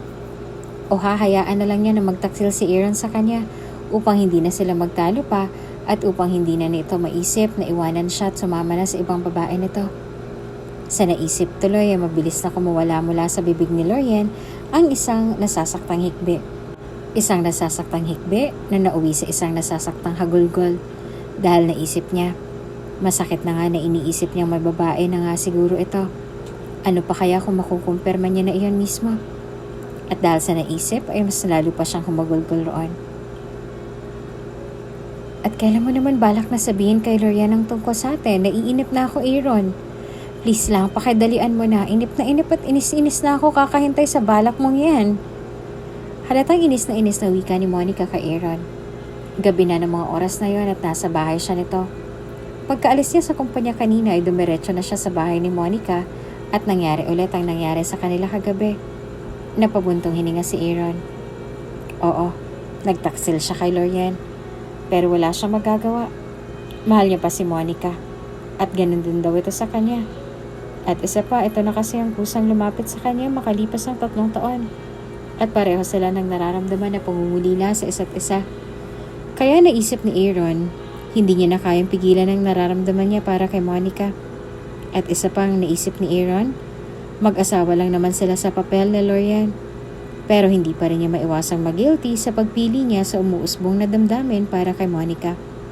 Kaya hindi niya magawa-gawa ang gusto nitong mangyari na sabihin kay Lorian ang tungkol sa kanila. Naaawa kasi ito kay Lorian. Nagigilty siya. Umiiwas na lang siya kagabi at kanina kay Lorian. Ayaw niya makahalata ito na may ginagawa siyang milagro. At ngayon kinukulit ulit siya ni Monica na sabihin kay Lorian ang totoo. Para tuloy mabibiyak ang ulo niya sa pang-aapura ni Monica sa kanya. Gusto tuloy mapailing ni Aaron dahil doon. Ngunit ano at ano man ay sumagot na lang siya dito sa pinakakalmanteng tono ng kanyang boses. Monica, hindi ko pa talaga kaya sa ngayon. Masyado pang mabilis. So please give me time. Naghahanap ako ng tamang tiyempo. Pabuntong hining ng wika ni Aaron kay Monica na ikinasalubong agad ang mga kilay nito at galit na sumagot. What? Are you being serious with that? So ano? Ako yung dehado ngayon, ganun ba? So paghihintayin mo pa ako ng paghihintayin. Baka naman yung paghahanap mo ng tamang tiyempo ay aabot pa ng ilang buwan. O di kaya aabot ng taon. Isipin mo to ha, Aaron. Nakuha mo na ako at lahat-lahat kagabi. May nangyari na sa ating kagabi at nasundan ulit ngayon. Kaya siguro naman ay makarapatan na ako mag-demand sa'yo na gawin mo na ang bagay na gusto kong mangyari. Siguro naman ay may karapatan na akong apurahin ka. Dahil malay mo mabuntis mo ako, diba? At pag nabuntis ako, hindi mo pa rin ba sasabihin kay Monica ang tungkol sa atin? Dahil dyan sa sinasabi mong naghahanap ka pa ng tamang tiyempo? Para namang hinaplas ng isang mainit na palad ang puso ni Aaron nang marinig niya dito ang mga salitang baka mabuntis niya ito. Dahil pag nangyari yon, ay siya na siguro ang pinakamasayang lalaki sa mundo. Kasi sa wakas ay matutupad ng matagal niya ng hinihiling, ang magkaanak na. Kaya naman mabilis niyang niyakap ang hubad itong katawan na natatabunan lang ng kumot ng mga sandaling yon at nagsalita. Monica, hindi. Hindi mangyayari yon. Siyempre pag nabuntis ka na sasabihin ko na talaga kay Lorian ang tungkol sa atin. Na nagmamahalan pa rin tayo. Nabuntis ka na at ako ang ama ng dinadala mo. Yan ang sasabihin ko sa kanya pag nangyari ang bagay na yan, Monica. Ako na sigurong pinakamasayang tao sa mundo kapag nabuntis ka na. Mahal na mahal kita, Monica. At ako na sigurong pinakamasayang tao sa mundo kung magkakaanak na tayo. Hindi naman sumagot si Monica sa sinabi ni Aaron. Bagkos ay tumikim lamang ito at hinawakan ang kamay niya bago pinisili yon. Napangiti naman si Aaron at gumanti rin ang pagpisil sa kamay nito. Hanggang sa nakatulog na si Aaron sa mga bisig niya at sa mainit na katawan ni Monica. Ang mainit na katawan ng babaeng mahal niya. Pasado 10:00 na ng gabi na makauwi si Aaron sa bahay nila ni Lorian. Nagpa-alarm na kasi siya. Kagabi kasi hindi niya nagawang magpa-alarm dahil sa sobrang pagod. Kaya dali-dali na siyang umuwi nang magising siya ng madaling araw na. Bumisita na siya para ipaalam kay Lorian na dumating na siya. At gaya nga ng inaasahan, pinagbuksan na siya nito ng malaking pintuan sa bahay nila. Ngunit hindi niya mapigilang mabigla sa nakita niyang ayos ng kanyang asawa ng mga sandaling yon. Bagong ligo ito. Preskong-presko itong tingnan at sobrang nakakaakit sa suot na 90s at sa nakakaakit na nakakalulang perfume na ginamit nito. Pati pagtitig ni Lorian sa kanya ay tila nakakawala agad ng katinuan. Kaya naman napalunok agad si Aaron ng sunod-sunod. At kung dati kailangan niya pang maglasing ng marami para makasiping lang niya ito, ngayon ay parang hindi niya na kailangan yan. Lorian, himala yata at nagsuot ka ng ganyan ngayon. Anong meron? Tila nagkakabuhol-buhol ang hininga ni Aaron nang itanong niya iyon kay Lorian. Ngunit si Lorian ay seryosong tinanong lang siya na mahina. Bagay ba sa akin to? Napalunok ulit si Aaron sa tanong nito at tinitigan niya ito sa mga mata bago sumagot. Oo, sobra. Pagkasabi niya niyon ay agad silang nagtitigan ng malagkit at makahulugan hanggang sa siya na ang kusang bumawi sa kanyang paningin at nagsalita. Sige, pasok na tayo sa loob. Wika ni Aaron at nagpatiunan ng naglakad papasok hanggang sa may natitira pa siyang kontrol sa sarili niya. Ngunit ang lahat ng pagkontrol niya sa sarili ay nawala ng saysay nang maramdaman niyang umagapay si Lorian sa kanya sa paglalakad at pinigilan siya sa kanyang braso, sabay sabing, "Aaron, sandali." Ngunit hindi na natapos ni Lorian ang gusto pa nitong sabihin dahil mabilis niya na itong hiniklat sa braso at hinapit sa bewang bago niya ito siniil ng halik sa mga labi. Isang uri ng halik na nag-aalab at nakakawala ng katinoan. Isang uri ng halik na naging dahilan upang marahan niya itong kargahin at dalhin sa kanilang kwarto. At isang uri ng halik na naging dahilan upang angkinin niyang katawan nito na wala ng bahid ng alak sa kanyang lalamunan. Pero ang ipinagtataka lang ni Aaron ay tila wala na siyang nararamdaman na pangingilabot nang magkaisa ulit ang mga katawan nila. Tila ba gustong gusto niyang gawin iyon tulad ng pagkagusto niyang gawin sa bagay na iyon kay Monica. Hindi na lamang muna pinansin ni Aaron ang kalituhan niya yon sa kanyang isipan at ipinagpatuloy na lamang ang nag-aalab na nararamdaman niya ng mga oras na iyon sa asawang si Lorian. Titig na titig si Lorian sa asawang si Aaron ng mga sandaling yon. Madaling araw na at hindi pa rin siya dinadalaw ng antok. Si Aaron naman ay kanina pa nakatulog dahil sa labis na pagod nito. Nakailang beses ba naman sila? Tila nga wala itong kapaguran sa kanya kanina at hindi niya alam kung bakit. Hindi naman ito amoy alak. Kaya labis talaga siyang nagtataka. Inaamin niya naman na talagang sinadya niyang isuot ang 90s na yon para maging kaakit-akit siya sa paningin ni Aaron. Dahil kung sakali mang nambababae talaga ito, ay mapunta na sa kanyang atensyon nito at hindi na sa babaeng yon kung meron man. Pero pakiramdam talaga ni Lorian ay meron talaga dahil sa mga nakita niya at naaamoy mula mismo sa katawan ni Aaron. Kaya kahit sobrang sakit na sa kanyang pakiramdam, ay gumawa siya ng bagay upang hindi ito tuluyang masilaw o matukso sa ibang babae. Upang hindi siya nito iwanan o ipagpalit sa babaeng yon. Ang plano lang niya talaga ay akitin ito sa katawan niya at ipakita rito na kaakit-akit din ang katawan niya tulad ng kung sinong babaeng kinababaliwan nito. Ngunit hindi niya sukat akalain na hahantong sila sa ganoon. Napangiti si Lorian. Masaya siya. Sobrang saya niya. Kahit alam niyang posibleng dalawa na sila sa buhay ni Aaron ngayon, ay masaya pa rin siya dahil sa ipinakitang reaksyon ni Aaron sa kanya. Nalaman niyang kaakit-akit din pala siya sa mga mata nito. Hindi kasi siya nagsusuot ng ganon. Puro pajamas lang ang gusto niyang suotin. Kaya siguro yung naninibago ito sa kanya nang magsuot siya ng 90s. Kaya siguro naakit ito agad sa kanya. Nakangiting hinaplos ni Lorian ang isang pisngi ni Aaron at nagsalita ng mahina. "Aaron, nakita mo ba na ang rupo ko pagdating sa'yo? Bakit kasi ang lambot ko pagdating sa'yo? Noon pa man kakaiba ng epekto mo sa akin.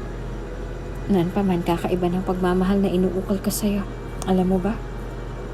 Nasa akin pa rin yung bigay mong laruan nung nakita mo ako nung umiiyak noon. Dahil hindi ako sinali ng mga kalaro mo sa laro nyo. Kasi lamparaw ako. Kaya para tumigil na ako sa kakaiyak, dahil sa labis-labis na pagtatampo ay nilapitan mo ako at ibinigay mo sa akin yung favorite mong laruan. Doon ako nagsimulang humaga sa'yo.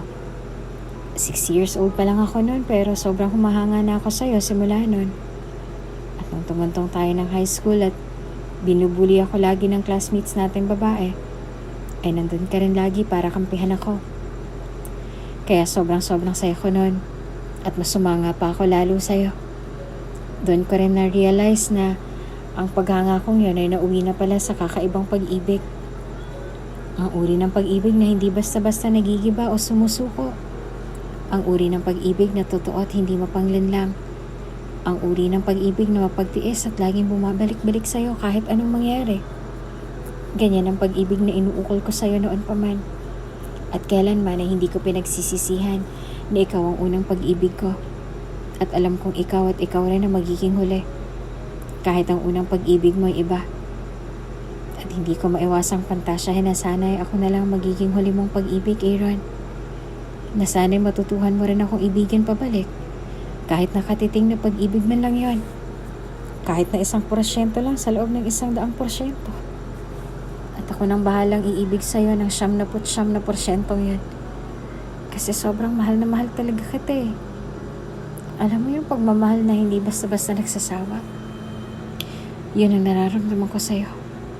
Kasi noon pa man hindi na ako nagsasawang mahalin ka ng sobra pa sa buhay ko. Noon pa man ay hindi na ako magsasawang ipakita sa'yo na mahal kita at ikaw lang ang mamahalin ko ng sobra-sobra. Kahit na nasasaktan mo pa ako ng paulit-ulit. Kahit na may pakiramdam pa ako na pinagtataksilan mo na ako. Kahit sobrang-sobrang sakit na.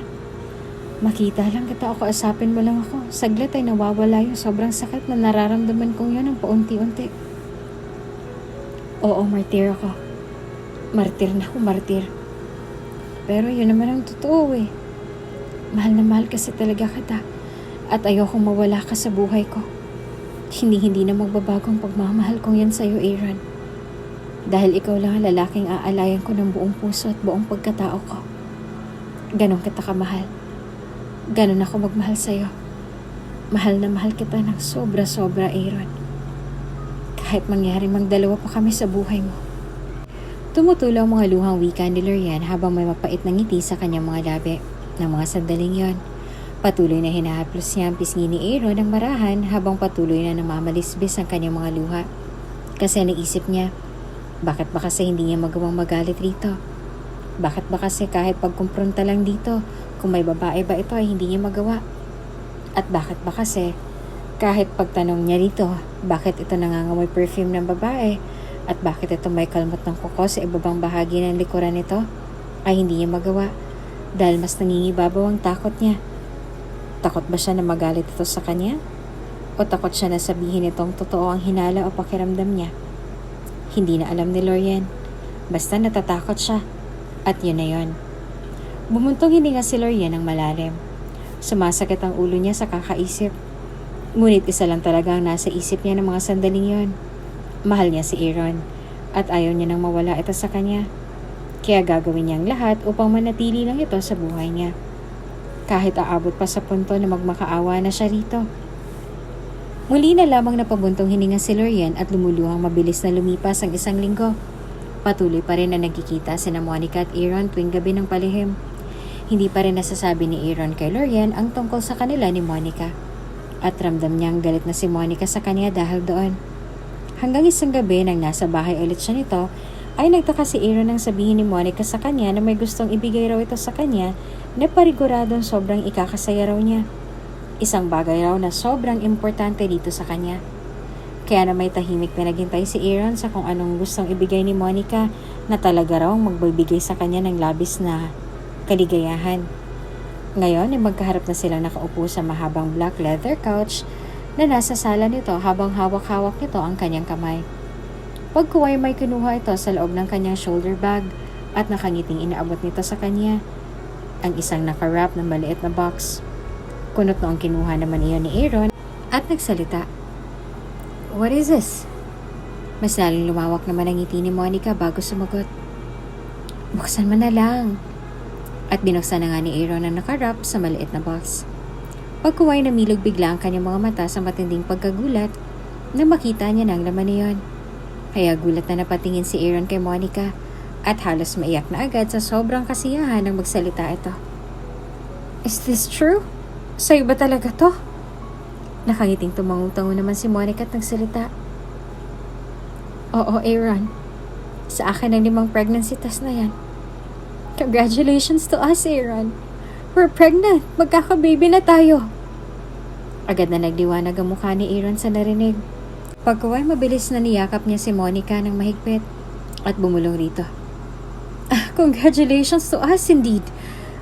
Masayang masaya ako, Monica. Sumagot naman kaagad ito. Ako rin, Aaron. Maligayang maligayo ako. At lubos akong magiging maligaya pag sasabihin mo na kay Lorian ang tungkol sa atin. At higit sa lahat ang tungkol sa pagbubuntis ko. Doon pa man ay biglang napalis ng ngiti sa mga labi ni Aaron at tiningnan si Monica ng seryoso bago pa buntong hiningang tumango ng marahan dito. Day off ni Aaron ang umagang yan kaya na may kahit na medyo masama ang kanyang pakiramdam pagising niya kanina ay excited pa rin na bumaba si Lorian sa hagdanan upang magandaan na para sa agahan nila ni Aaron. Si Aaron na hindi niya naabutan pagkagising niya ng umagang yon. Nagsashower na kasi ito. Kaya bumaba na lang siya at dumiretso siya sa kusina at saka nag-prepare ng mga lulutuin niya. Gagawa siya ng maraming pagkain nila dahil day off nito. Sa isip ni Lorian ay siguro manunood na naman ito ng TV buong araw. Kaya naman magluluto siya ng masisimot nito mamaya. Pero uunahin muna niya ang lulutuin para sa agahan nila. Kaya naman masiglang kumuha agad si Lorien ng mga sangkap para sa pagkain lulutuin niya. At nang akmang pupunta na siya sa kitchen sink, ay bigla siyang nakaramdam ng pagkahilo. Kaya dali-dali siyang pumunta sa sink dahil ngayon naman ay gusto niya nang masuka. Tulad ay nararamdaman niya kaninang umaga pagkagising niya. Dahil doon ay sumuka siya ng sumuka. Pagkaway pabuntong hiningang nagilamos siya at pinahira ng kanyang muka sa dala niyang hanky na inilagay niya sa kanyang bulsa kanina. Nagdadala kasi siya lagi ng panyo pag may plano siya na magluto. Pagkaway bumuntong hininga ulit si Lorien at nangihinang napatukod ang mga kamay sa gilid ng sink. At nang bahagya na siyang kumalma, ay marahang kinuha niya ng isang sibuyas roon at inumpisahan ng hiwain iyon. Ngunit habang tumatagal siya sa paghiwa ay talagang hindi niya nagusto ang amoy niyon, kaya mali siyang napasuka sa lababo.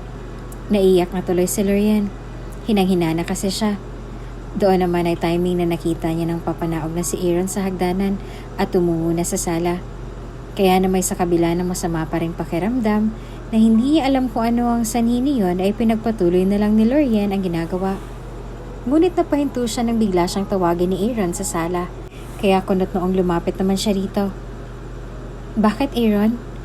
Nagtatakang tanong ni Lorien sa asawa. Tiningnan naman siya nito at nagsalita. Halika, may panonoorin lang tayo.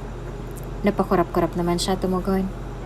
Pero Aaron, may ginagawa pa kasi ako sa kusina eh. Ngunit hindi nakinig si Aaron sa kanya dahil nagsalita rin ito agad. Huwag mo munang gawin yon, ito munang unahin mo. Manood ka nito kasama ako. Kaya wala nang nagawa si Lorien kung hindi sumunod na lamang sa kagustuhan ni Aaron. Umupo na siya sa tabi nito at doon naman ay nagsimula ng palabas. Tahimik naman na nanood si Lorien. Si Aaron naman ay tahimik at seryosong-seryoso ring nakatuon ang mga mata nito sa giant flat screen TV nila. Pinakatitigang mabuti ni Lorien ang palabas. Mag-asawa iyon. Tapos may kabit ang lalaking bida. Tapos ang kabit ng lalaking bida ay ang babaeng una nitong pag-ibig. Hanggang sa nagkabukingan na. May sampalan at sabunutan pang naganap. At ang ending niyon ay nagkahiwalay talagang mag-asawa dahil mas pinili ng bidang lalaki ang kabit nito dahil nabuntis niya ito at naiwan ng asawa na mag-isa, ngunit naka-move on din sa huli. Biglang naging kulay black ang screen ng TV. Enough na kasi iyon ni Aaron. Ngunit ang mga mata ni Lorien ay nananatili lang sa screen ng TV. Nakapako lang ang mga mata niya roon. Hindi siya makahuma agad. Parang nawalan siya ng lakas bigla. Dahil malakas ang pakiramdam niya na may ibig sabihin ang pinapanood nilang yon. At kung bakit siya nito tinawag upang panoorin ang palabas na yon. Ilang sandali pa ay narinig na ni Lorien na tumikim si Aaron ng mahina, sabay pahapyaw na nagsalita. Lorien, anong masasabi mo sa pinanood nating palabas? Ngumiti naman na mapait si Lorien bago sumagot na mahina. Sa totoo lang hindi ko nagustuhan yung palabas. Pangit yung ending. Nagkahiwalay talaga sila ng asawa niya. Dapat pinaglaban niya yun. Dapat ipinaglaban niyang pagmamahal niya sa kanyang asawa. Dapat hindi siya pumayag agad na maghiwalay sila. Dahil kahit nabuntis ng first love ng kanyang asawa, pwede naman silang hindi maghiwalay eh. Kasi malay niya, matanggap pa rin naman ng kanyang asawa ang kanyang pagkakamali. Na matanggap naman pala ng kanyang asawa na nagkabalikan sila ng babaeng una niyang inibig. Na hindi lang sila nagkabalikan kundi nabuntisan niya rin ito. Malay niya, matatanggap pala ng kanyang asawang mga yon. Dahil may mga asawang martyr, Aaron, na kaya pa ring tiisin ang lahat na mahahapding katotohanan o sitwasyon. Manatili lang sa tabi nila ang kanilang asawa. Na okay lang kahit pagtuunan ng kanyang asawa ng pansin ang buntis na first love nito. As long as hindi sila maghiwalay ng kanyang asawa. May mga ganong mindset ng asawang babae, Aaron. May mga ganong mindset na tulad ng sakin. Na kayang tiisin ang lahat ng sakit. Kamalian at kasalanan ng isang asawa. Para lang mapanatili ang relasyon nila. At mapanindigan at maalagaan ang kanilang sumpaan sa altar. Pagkasabi ni Lorien noon, ay umiti siya na mapait kay Aaron. Habang ang kanyang mga mata ay hindi na itagong nag-uumapaw na lungkot roon. Nakita ni Lorien na tila hindi agad makaapuhap si Aaron ng sasabihin. Bagya itong napanganga sa kanya habang ang mga mata nito ay kumukurap-kurap habang nakatitig sa kanya. Tila ba hindi ito makapaniwala sa narinig. Pagkuway nagsalita na ito ng mahina. Lorian, paano kung nakapagdesisyon na talagang asawang lalaki? Na kahit maglumuhod pa sa pagmamakaawang kanyang asawa ay iiwanan pa rin niya ito dahil iyon ang gusto ng babaeng unang inibig niya. Paano kung ganun palang mangyari, Lorian? Doon na napangiti ng mas mapait si Lorian, at ang luhang kanina pa niya pinipigilan na huwag umalpas mula sa kanyang mga mata ay tuluyan nang bumagsak ng sunod-sunod patungo sa mga pisngi nito. At habang tumutulo ang mga yon ay marahan niyang hinahawakan ng kamay ni Aaron at dahan-dahang lumuhod sa harapan nito. Nakita niyang agad na gulat at pamimilog ng mga mata nito habang nakatingin sa kanya na lumuhod na sa paanan nito. Pagguway nasasaktang umiti siya rito at marahang idinikit sa isang pisngi niya ang mga palad nito bago nagsalita sa garalgal na tono ng boses habang nakatitig sa mga mata nito. Aaron, ang may-ari pa ng mga kukong kumalmat sa likuran mo. At ang may-ari ng pambabaeng perfume na naamoy ko sa'yo ay si Monica. Dahil sa diretsahang tanong na yun ni Lorian kay Aaron, ay nakita niyang otomatikong panlalaki ng mga mata nito kasabay ng isang malakas na singhap mula sa bibig nito. Pagkuway, hindi ito makasagot sa kanya at muli siyang ngumiti ng sobrang pait rito habang walang humpay sa pagtulo ang kanyang mga mata. Ngayon, ay nakumpirma niya na. Base sa gulat sa ekspresyon at hindi pag-imik agad ni Aaron ay nakumpirma niyang totoo ang kanyang mga hinala. Pagkatapos ay nagpatuloy siya sa pagsasalita ng mahina. Sinasabi ko na nga ba, may kahati na ako sa buhay mo. Pero hindi ko sukat akalain na ang kahati ko pala ngayon ay si Monica. Bumalik na pala siya sa'yo. O bumalik ka na pala sa kanya. Nagkabalik ka na pala kayong dalawa. Kaya masaya ako para sa inyo. Pero alam mo, Aaron, mas magiging masaya ako kung hindi mo ako iiwan. Kung mananatili ka lang sa buhay ko. Kahit nakatuon ang atensyon mo sa pagbubuntis si Monica. Kahit nakatuon ang atensyon mo sa magiging anak mo na nasa sinapupunan niya. Buntis siya, diba? Yun ang gusto mong iparating sa akin, diba? Pero wag, Aaron. Huwag mo akong iwan. Mahal na mahal kita para pakawalan lang dahil sa ganon. Okay lang sa akin na pinagtaksilan mo ang relasyon nating mag-asawa. Okay lang sa akin na nagtaksil ka. Mapapatawad naman kita eh. Mapapatawad kita agad. Pagdating sa'yo, malambot ang puso ko, Aaron. Kaya lagi kitang iintindihin. Kaya kung buntis man si Monica, sige, pwede kang mag-focus muna sa kanya. Na hindi nakikipaghiwalay sa akin. Pwede naman yun eh. Pwede namang dalawa kami sa buhay mo eh. Ngunit imbes sa pagsang-ayon ang marinig niya kay Aaron, ay isang naaawang titig at malungkot na iiling na natanggap niya mula rito. Pagkuway hinawakan nito ang kanyang kamay at nagsalita ito. Lauren, oo, inaamin ko nagtaksil ako sa'yo. At si Monica yon. At kasabay ng pag-amin kong tong sa'yo, ay ang pagsabi ko na rin na kung hindi tayo maghiwalay, magiging unfair ako sa'yo. Dahil hindi talaga kita kayang mahalin kahit anong mangyari. So ano pong silbi ng pananatili ko sa'yo kung wala ring damdamin na involve? At isa pa, gusto ni Monica na maghiwalay na tayo. Ayaw niyang manatili pa ako sa tabi mo.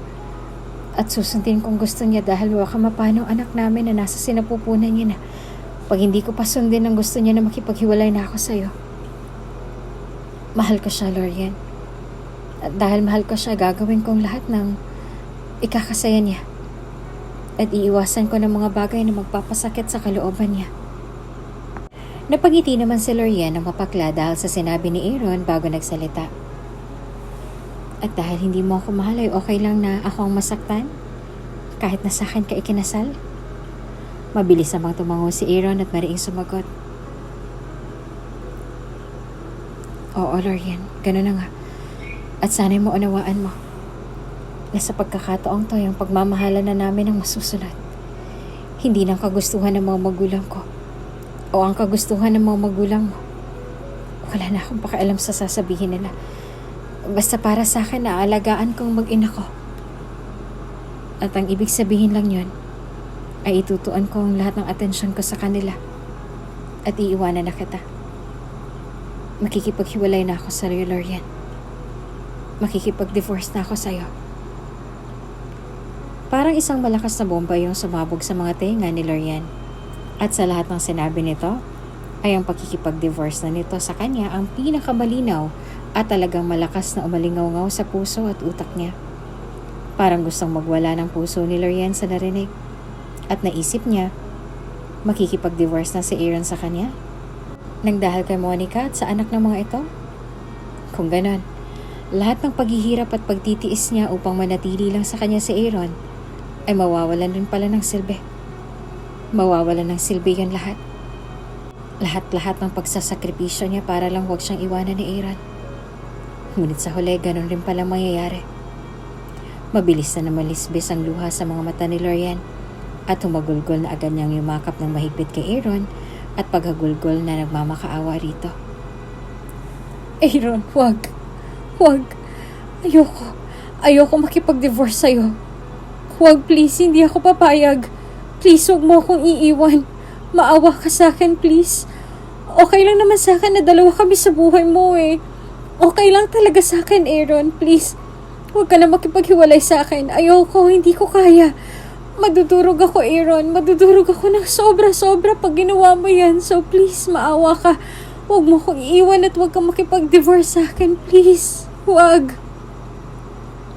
Ngunit imbes na maawa si Aaron sa kanya, ay marahan pa nitong inalis sa mga braso niya na mahigpit na nakayakap sa leeg nito. Nagpumigla siya. Pilit niyang ibinabalik sa leeg nito ang mga braso niya. Ngunit talagang mas malakas pa si Aaron sa kanya at nakaya siya nitong ilayo mula rito.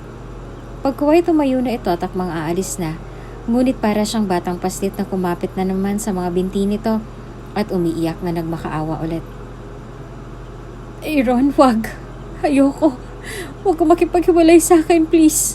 Maawa ka sa akin, Aaron. Please, maawa ka sa akin. Ngunit sa nalalabong paningin ni Lorian ay nakita niya nagsalubong na ang kilay ni Aaron habang nakayuko sa kanya bago mariing magsalita. Bago ka kaawaan, mauna ka munang maawa sa sarili mo. Dahil wala ka ng respeto sa sarili mo, Lorian. Tignan mo nga yung sarili mo. Ang desperado mo na. Ibalik mong respeto mo sa sarili mo, Lorian. Yan talagang malaking pagkakaiba niyo ni Monica. Malayong-malayo ka sa kanya kaya napaibig niya ako.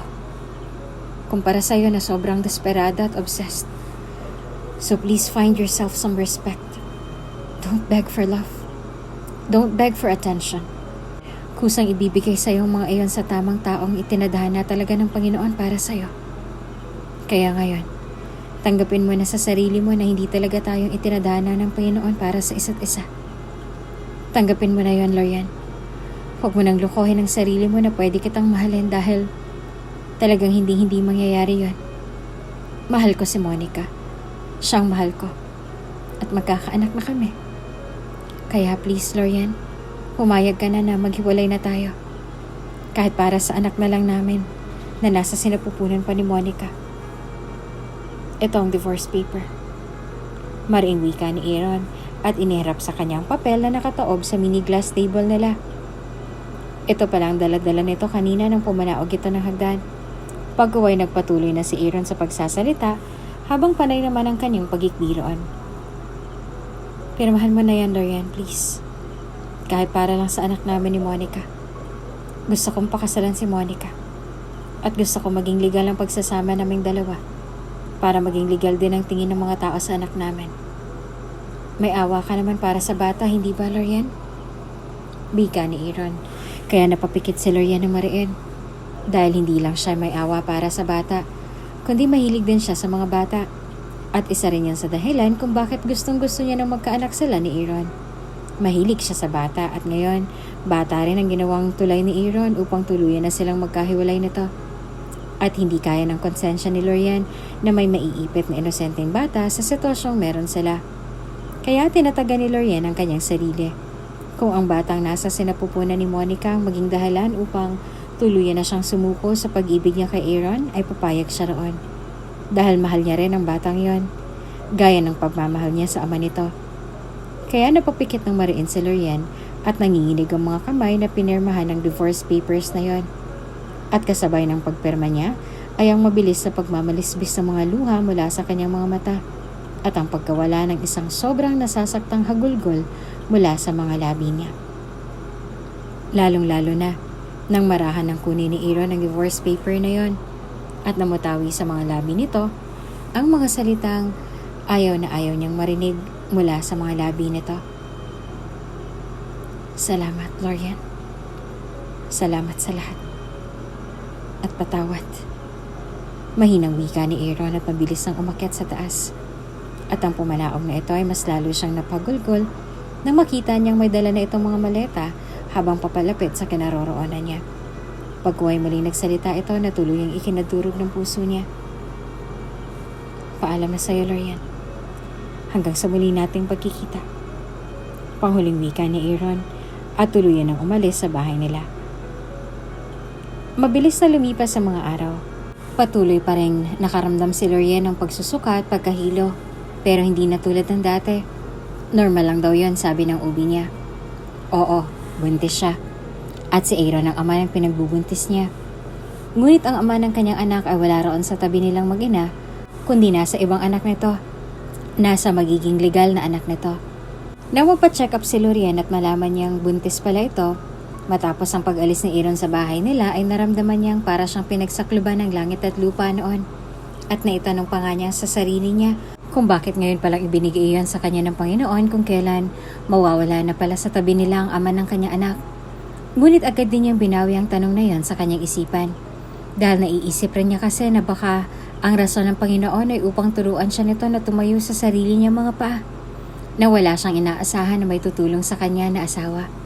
Na magiging independent siya sa pagtayo kasama ang kanyang magiging anak. Nang mapagtanto niya na hindi lang pala dapat nakaikot ang mundo niya sa iisang tao. Na kaya niya palang mabuhay at pagpatuloy ang kanyang buhay na wala ito. Na kahit ang anak niya ang kasama niya at kahit na nasa sinapupunan pa lang niya ito, ay kontento na siya roon. Alam na rin ang kanyang mga magulang na naghiwalay na sila ni Aaron, lalong-lalo ng mga magulang ng lalaki. Pinuntahan pa nga siya ng mga ito, tinanong siya kung bakit siya pumayag. Pero sinabi na lang niya na pumayag siya para sa anak ng mga ito na nasa sinapupunan na ni Monica. Ngunit sabi ng mga magulang ni Aaron na hindi pa raw papayag ang mga ito na maikasal agad kay Monica nang walang sapat na dahilan na pinangahawakan. Kaya nag-iwan raw ang mga ito ng mensahe kay Aaron na papayag lang ang mga ito na maikasal sina Aaron at Monica sa isa't isa pagkatapos mailuwal ni Monica ang bata. Dahil nabalitaan raw ng mga ito na nagkanobi raw si Monica ng isang playboy at naghiwalay raw ang mga ito matapos ang 3 taon. Ngunit wala nang pakialam si Lorian doon. Dahil ang atensyon niya ngayon ay nakafocus na sa ipinagbubuntis niya. Ngunit hindi pa alam ng kanyang mga magulang at ng mga magulang ni Aaron na nagdadalang tao siya at si Aaron mismo ang ama ng dinadala niya. Ayaw niyang kaawaan siya ng mga ito dahil baka mag-breakdown ulit siya. Hanggang maaari ay umiiwas si Lorian sa mga bagay na makakasama sa bibi niya. At yun ang dahilan kung bakit nasa malayong probinsya siya ngayon at kunwari nagbabakasyon. Yun kasi ang alibay niya sa kanyang mga magulang at sa mga magulang ni Aaron. Saka lang siguro niya sasabihin ang totoo kapag mailuwal niya na ang kanyang anak. Ngunit hindi niya pa rin maiwasang isipin minsan kung kamusta na nga ba si Aaron sa piling ni Monica. Pero agad niya ding pinalis ang isipan niyang yon. Dahil para sa kanya, mukhang masaya naman na si Aaron at Monica sa piling ng isa't isa. Mula sa bintana ng VIP cottage nila na isang pagmamayari ng pamilya ni Aaron, pagkaway bumuntong hininga siya.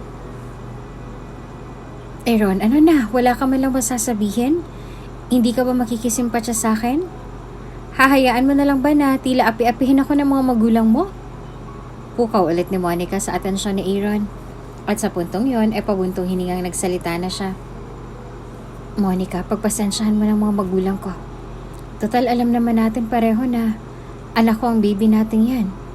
Kaya kahit maipa-DNA test pa nila si baby pagkatapos mong manganak, wala namang problema yon, di ba? Kalmadong wika ni Aaron kay Monica. Ngunit agad ding kumunot ang noon niya nang makitang tila hindi ito mapakali sa kanyang sinabi.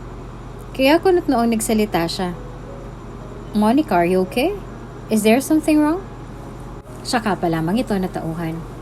Tabinging ngumiti ito sa kanya pag huway nagsalita na ito sa malambing na tono. Wala naman, Aaron. Ano kasi, nag-aalala lang ako ng mamutawi sa mga labi mo ang salitang maipanganak. Dahil sumagi bigla sa isip ko na baka mahirapan akong manganak. O baka hindi maging madali ang pagluwal ko sa kanya soon. Natatakot ako, Aaron.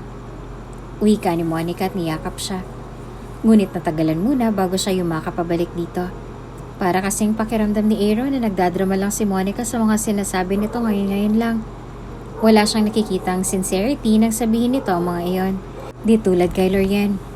Biglang napakurap-kurap si Aaron nang biglang sumagi sa isipan niya si Lorian.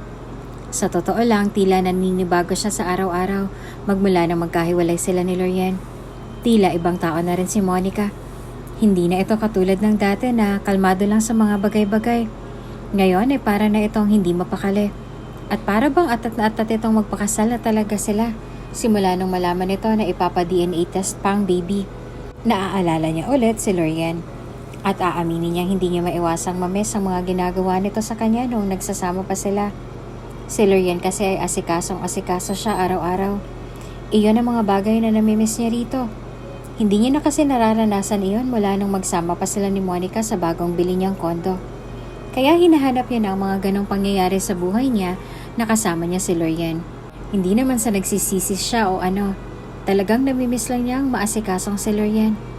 Asawang-asawa kasi talaga ang datingan nito. Pero naiintindihan rin naman siya ni Monica. Dalaga at binata pa lang kasi sila, hindi na talaga ito maasikasong tao. Siya ang nag-aasikaso rito. Mahal niya kasi ito, kaya asikasong-asikaso niya ito. Ngunit mula nung maikasal sila ni Lorian ay nabaliktad na ang lahat. Nagustuhan niya na siya ang inaasikaso nito. At yun ang bagay na hinahanap-hanap niya sa kasalukuyan na alam niyang hindi na maibabalik pa.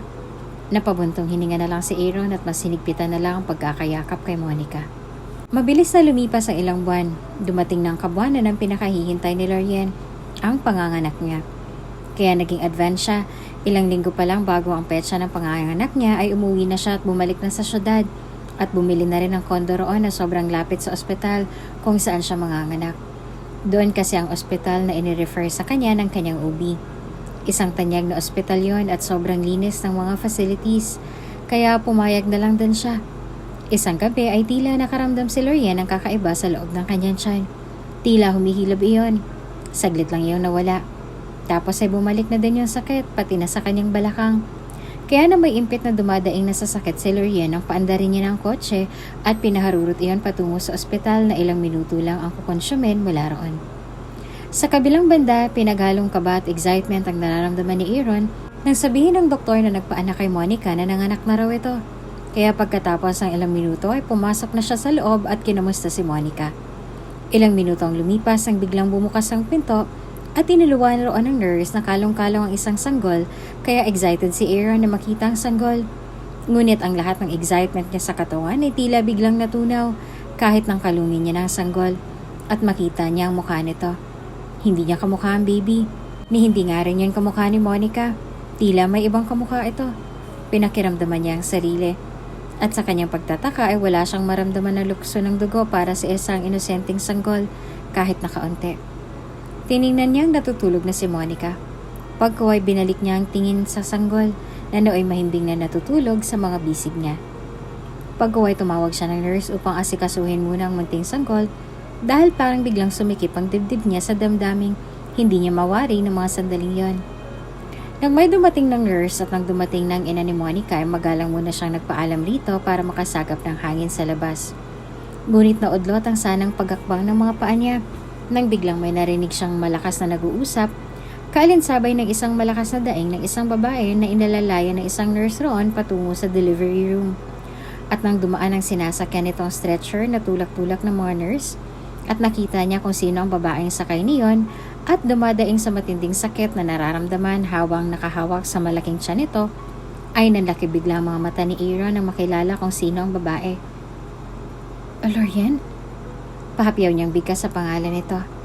Hindi niya ito nilubayan ng tingin habang napapalunok ng sunod-sunod. Hanggang sa tuluyan na itong nawala sa paningin niya nang nasa loob na ito ng delivery room.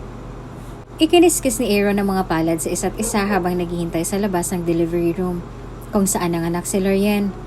Pagkuway halos hindi siya makahinga sa labis-labis na kaba at excitement na hindi niya alam kung saan nanggagaling at kung bakit niya nararamdaman ang mga oras na yon. Habang hinihintay na mailuwal na ni Lorien ang sanggol na ipinagbubuntis nito. Hanggang sa makaraan ang halos kalahating oras ng kanyang paghihintay ay lumabas ang doktor, kaya tinanong niya ito kung kamusta ang panganganak ni Lorien. At nang sumagot ito na maayos lang ang panganganak ni Lorien ay nakahinga naman siya ng maluwag. Pagkuway sinundan niya kung saang room ito nakalagay at nang makita niya kung saan ay pumasok na siya roon matapos siyang magpakilala na siyang asawa ni Lorien para makapasok na siya agad. Timing naman natulog ito at timing din na ilang minutong dumaan ay pumasok ang nurse doon at nakangiting lumapit sa kinauupuan ni Aaron. Kaya abot-abot ang ginawa niyang paghinga nang papalapit na sa kanya ang sanggol na kalong-kalong nito. At nang sa wakas ay maikulong na ni Aaron ang cute na sanggol, ay hindi niya maintindihan kung bakit bigla siyang nakaramdam na tila ba may mainit na palad na humaplos sa kanyang puso nang may kulong niya ng sanggol sa loob ng kanyang mga bisig. Tinitigan niya mabuti ang gwapong mukha nito.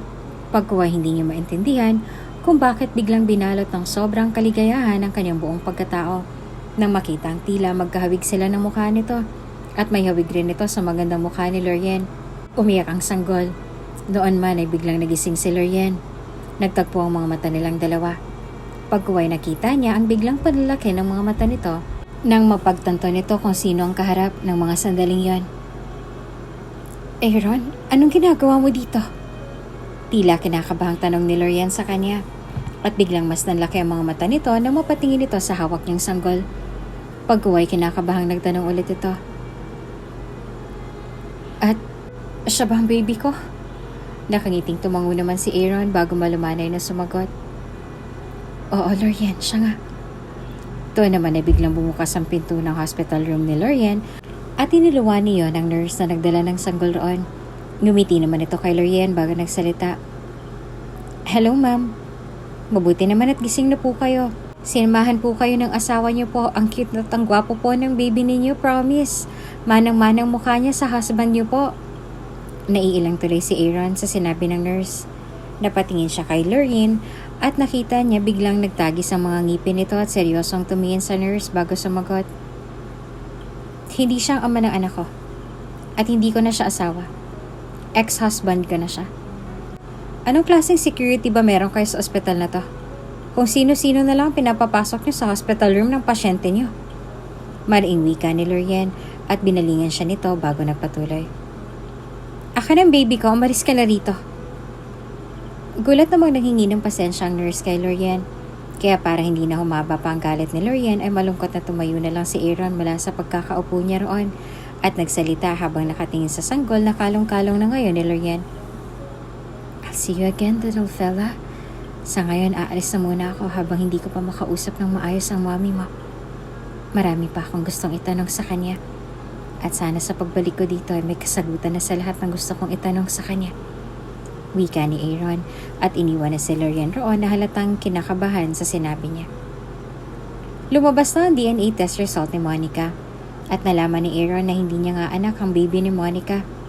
Umiiyak naman na humingi ng patawad si Monica sa kanya. Inamin na nito ang lahat na nabuntis ito ng dating nobyo at gusto sana nitong ipa-abort ang baby. Kaya lang ay ayaw raw nitong gawin iyon kaya naghanap raw ito ng lalaking pwedeng umako sa baby nito. At siya nga ang naisip nito kaagad dahil alam raw nito kung gaano kalambot ang puso niya para kay Monica. Napatawad naman ni Aaron si Monica at nangako na hindi na ito muling magpapakita pa sa kanya. Humingi na rin ito ng tawad sa pagsira nito sa relasyon nila ni Lorien. Pinatawad naman niya ito at nasurpresa pa nga siya nang wala na siyang makapang pagmamahal rito. Napagtanto ni Aaron na tila nasilaw lang talaga siya nang sabihin nito sa kanya na buntis ito. Kaya agad niyang iniwan si Lorien para rito. At oo, may pagmamahal siya para rito.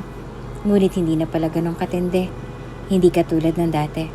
Napagtanto rin ni Aaron na may nararamdaman pala siya para kay Lorien mula noong nakaramdam siya ng awa rito at mula noong gusto niya nang maging kalmado ng kaunti sa pakikitungo niya rito.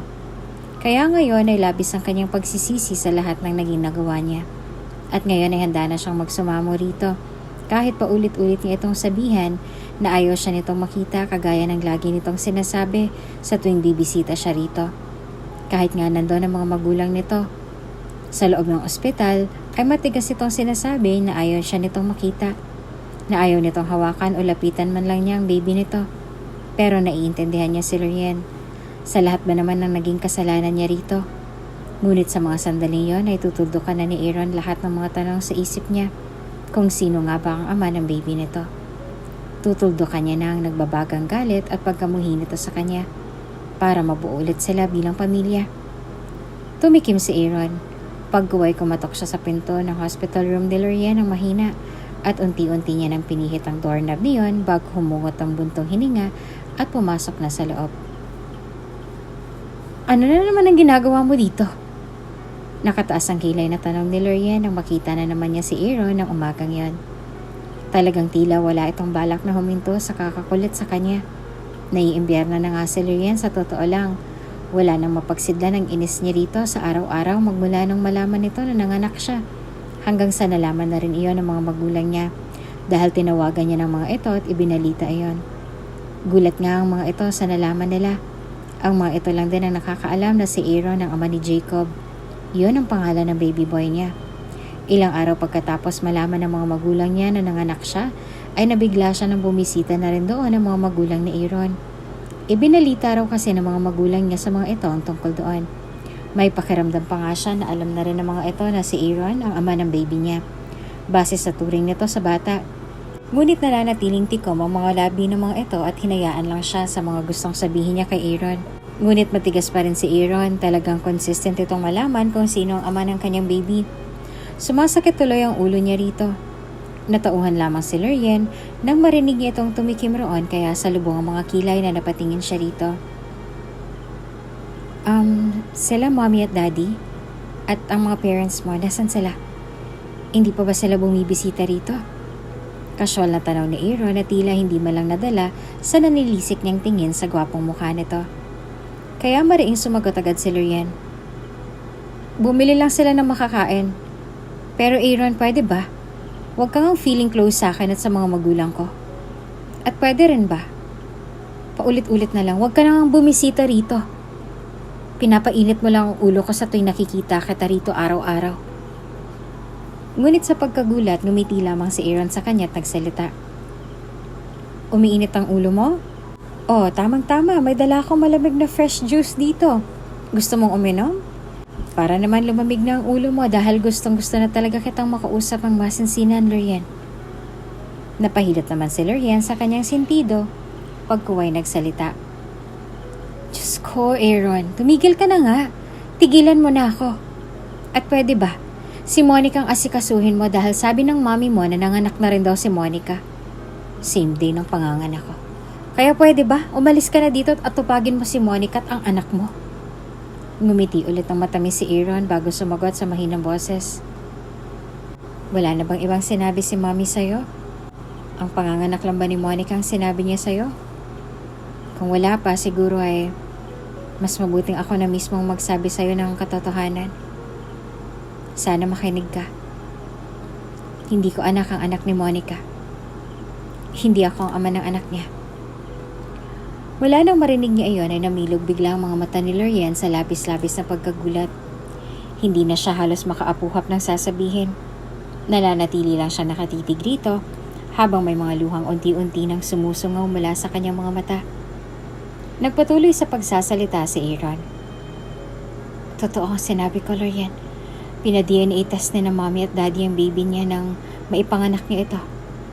At hindi nga akong ama ng baby. Siya na rin mismo ang umamin sa akin na ang dating nobyo niya ang ama ng bata. Na gusto niya lang palang ipaako sa akin ng baby. Nanghingi rin siya ng tawad sa pagsira niya sa relasyon nating mag-asawa. Sa kagustuhan niyang magkaroon ng ama ang baby niya. At ngayon, Lorian, ako na naman ang manghingi ng tawad sa'yo. Sa lahat ng nagawa ko. Sa lahat ng nasabi ko. Sa lahat ng kasalanan at kamalian ko. Napagtanto kong may nararamdaman na pala ako sa'yo. Na mahal pala kita. Hindi ko lang yun napansin agad. Napagtanto ko rin na iba ka sa ibang mga babae. na iba ka nga kay Monica. Hindi dahil malambot ang puso mo o ano, kung hindi dahil hindi ka manloloko ng tao para lang mapalapit ang tao sa'yo. Maasikaso ka rin at tunay kang kumagmahal. Yan ang mga bagay na hinahanap-hanap ko nung magkahiwalay na tayo. Napagtanto ko na gusto ko na ulit maramdaman na yun lahat. Gusto ko na ulit na alagaan mo ako at asikasuhin. Gusto ko na ulit na gawin mo sa akin yan. Kaya lang naisip ko, sa lahat ng mga nagawa kong kasalanan sa'yo, mapapatawad mo pa ba ako? Kahit ba malaman mong wala na kami ni Monica at nagsisisi na kami pareho sa mga kasalanan namin sa'yo, ay mapapatawad mo pa kaya ako? Nakakabaliw isipin minsan. Kaya gusto ko sana makakuha ng sagot sa mga katanungan kong yan sa'yo, Lorian. Huling tanong ko na rin sa'yo to. May pag-asa pa bang magkakabalikan tayo? Napatulo na ng sunod-sunod ang mga masasaganang luha mula sa mga mata ni Lorian sa mga sandaling yon. Nagsalita ulit si Aaron. Lorian, kung iniisip mo na dahil sa baby kaya ako nagsusumamo ngayon sa'yo, ay nagkakamali ka. Dahil wala na akong pakialam kung sino man ang ama ng bata. Magaan lang talaga ang loob ko sa baby mo. At wala akong paki kahit ako pang umako na maging ama niya kung hindi siya kilalanin ng kanyang ama. Basta ba'y mapatawad mo lang ako at mabigyan ng tsansa na ipakita sa'yo na nagbago na ako. At ipakita sa'yo na mahal kita, pati ang anak mo. Handa akong magpakaama sa kanya para sa'yo. Tanggapin mo lang ulit ako sa puso mo. Doon na napaiyak si Lorian. Kitang-kita at ramdam na ramdam niya kasi sa mga mata ni Aaron ang sumisigaw na sinseridad sa mga sinasabi nito. Pagkuway, pahagulgol na nagsalita siya. Aaron, ang totoo ay hindi ko lang siya anak. Kundi anak mo rin siya. Dahil dugot laman mo siya. Ikaw ang ama niya. Pagkasabi ni Lorian nun, nakita niyang matinding pagkagulat at labis-labis na kasiyahan na nakarehistro sa gwapong mukha ni Aaron ng mga sandaling yon. Doon lang biglang umiyak si baby Jacob na nasa crib nito katabi ng hospital bed ni Lorian. Kaya tumutulo ang mga luhang agad itong lumapit sa crib ng sanggol at marahang kinarga nito ang baby bago marahang umupo sa gilid ng kanyang hospital bed at nakakiting nagsalita sa bata. Hello anak, ako nga palang Daddy Aaron mo. Mas lalong napaiyak tuloy si Lorian sa narinig mula kay Aaron. Pagkuway naramdaman niyang hinalikan siya nito sa noo at niyakap siya gamit ang isang braso nito, kaya napagitnaan na nila ang kanilang anak na si baby Jacob. Pagkuway bumulong si Aaron sa tenga ni Lorian.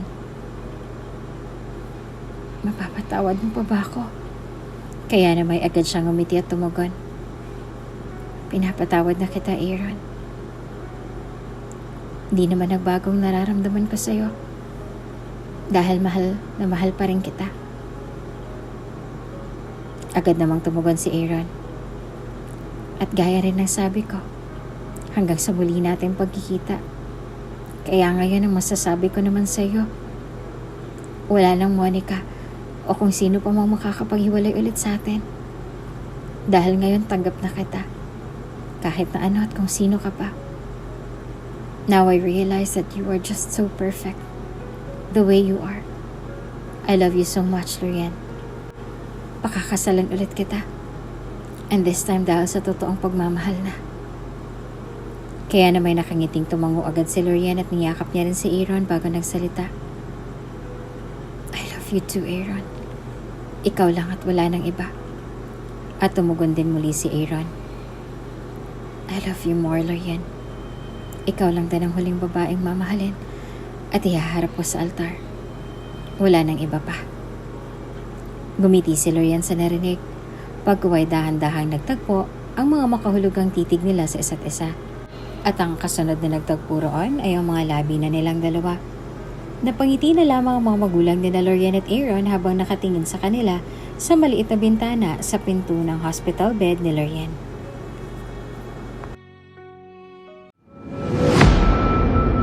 Kung bago ka pa lang sa channel na ito, Ate Jane TV, huwag kalimutang pindutin ang notification bell and subscribe button.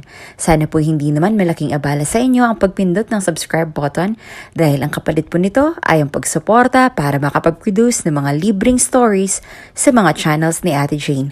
Maraming salamat!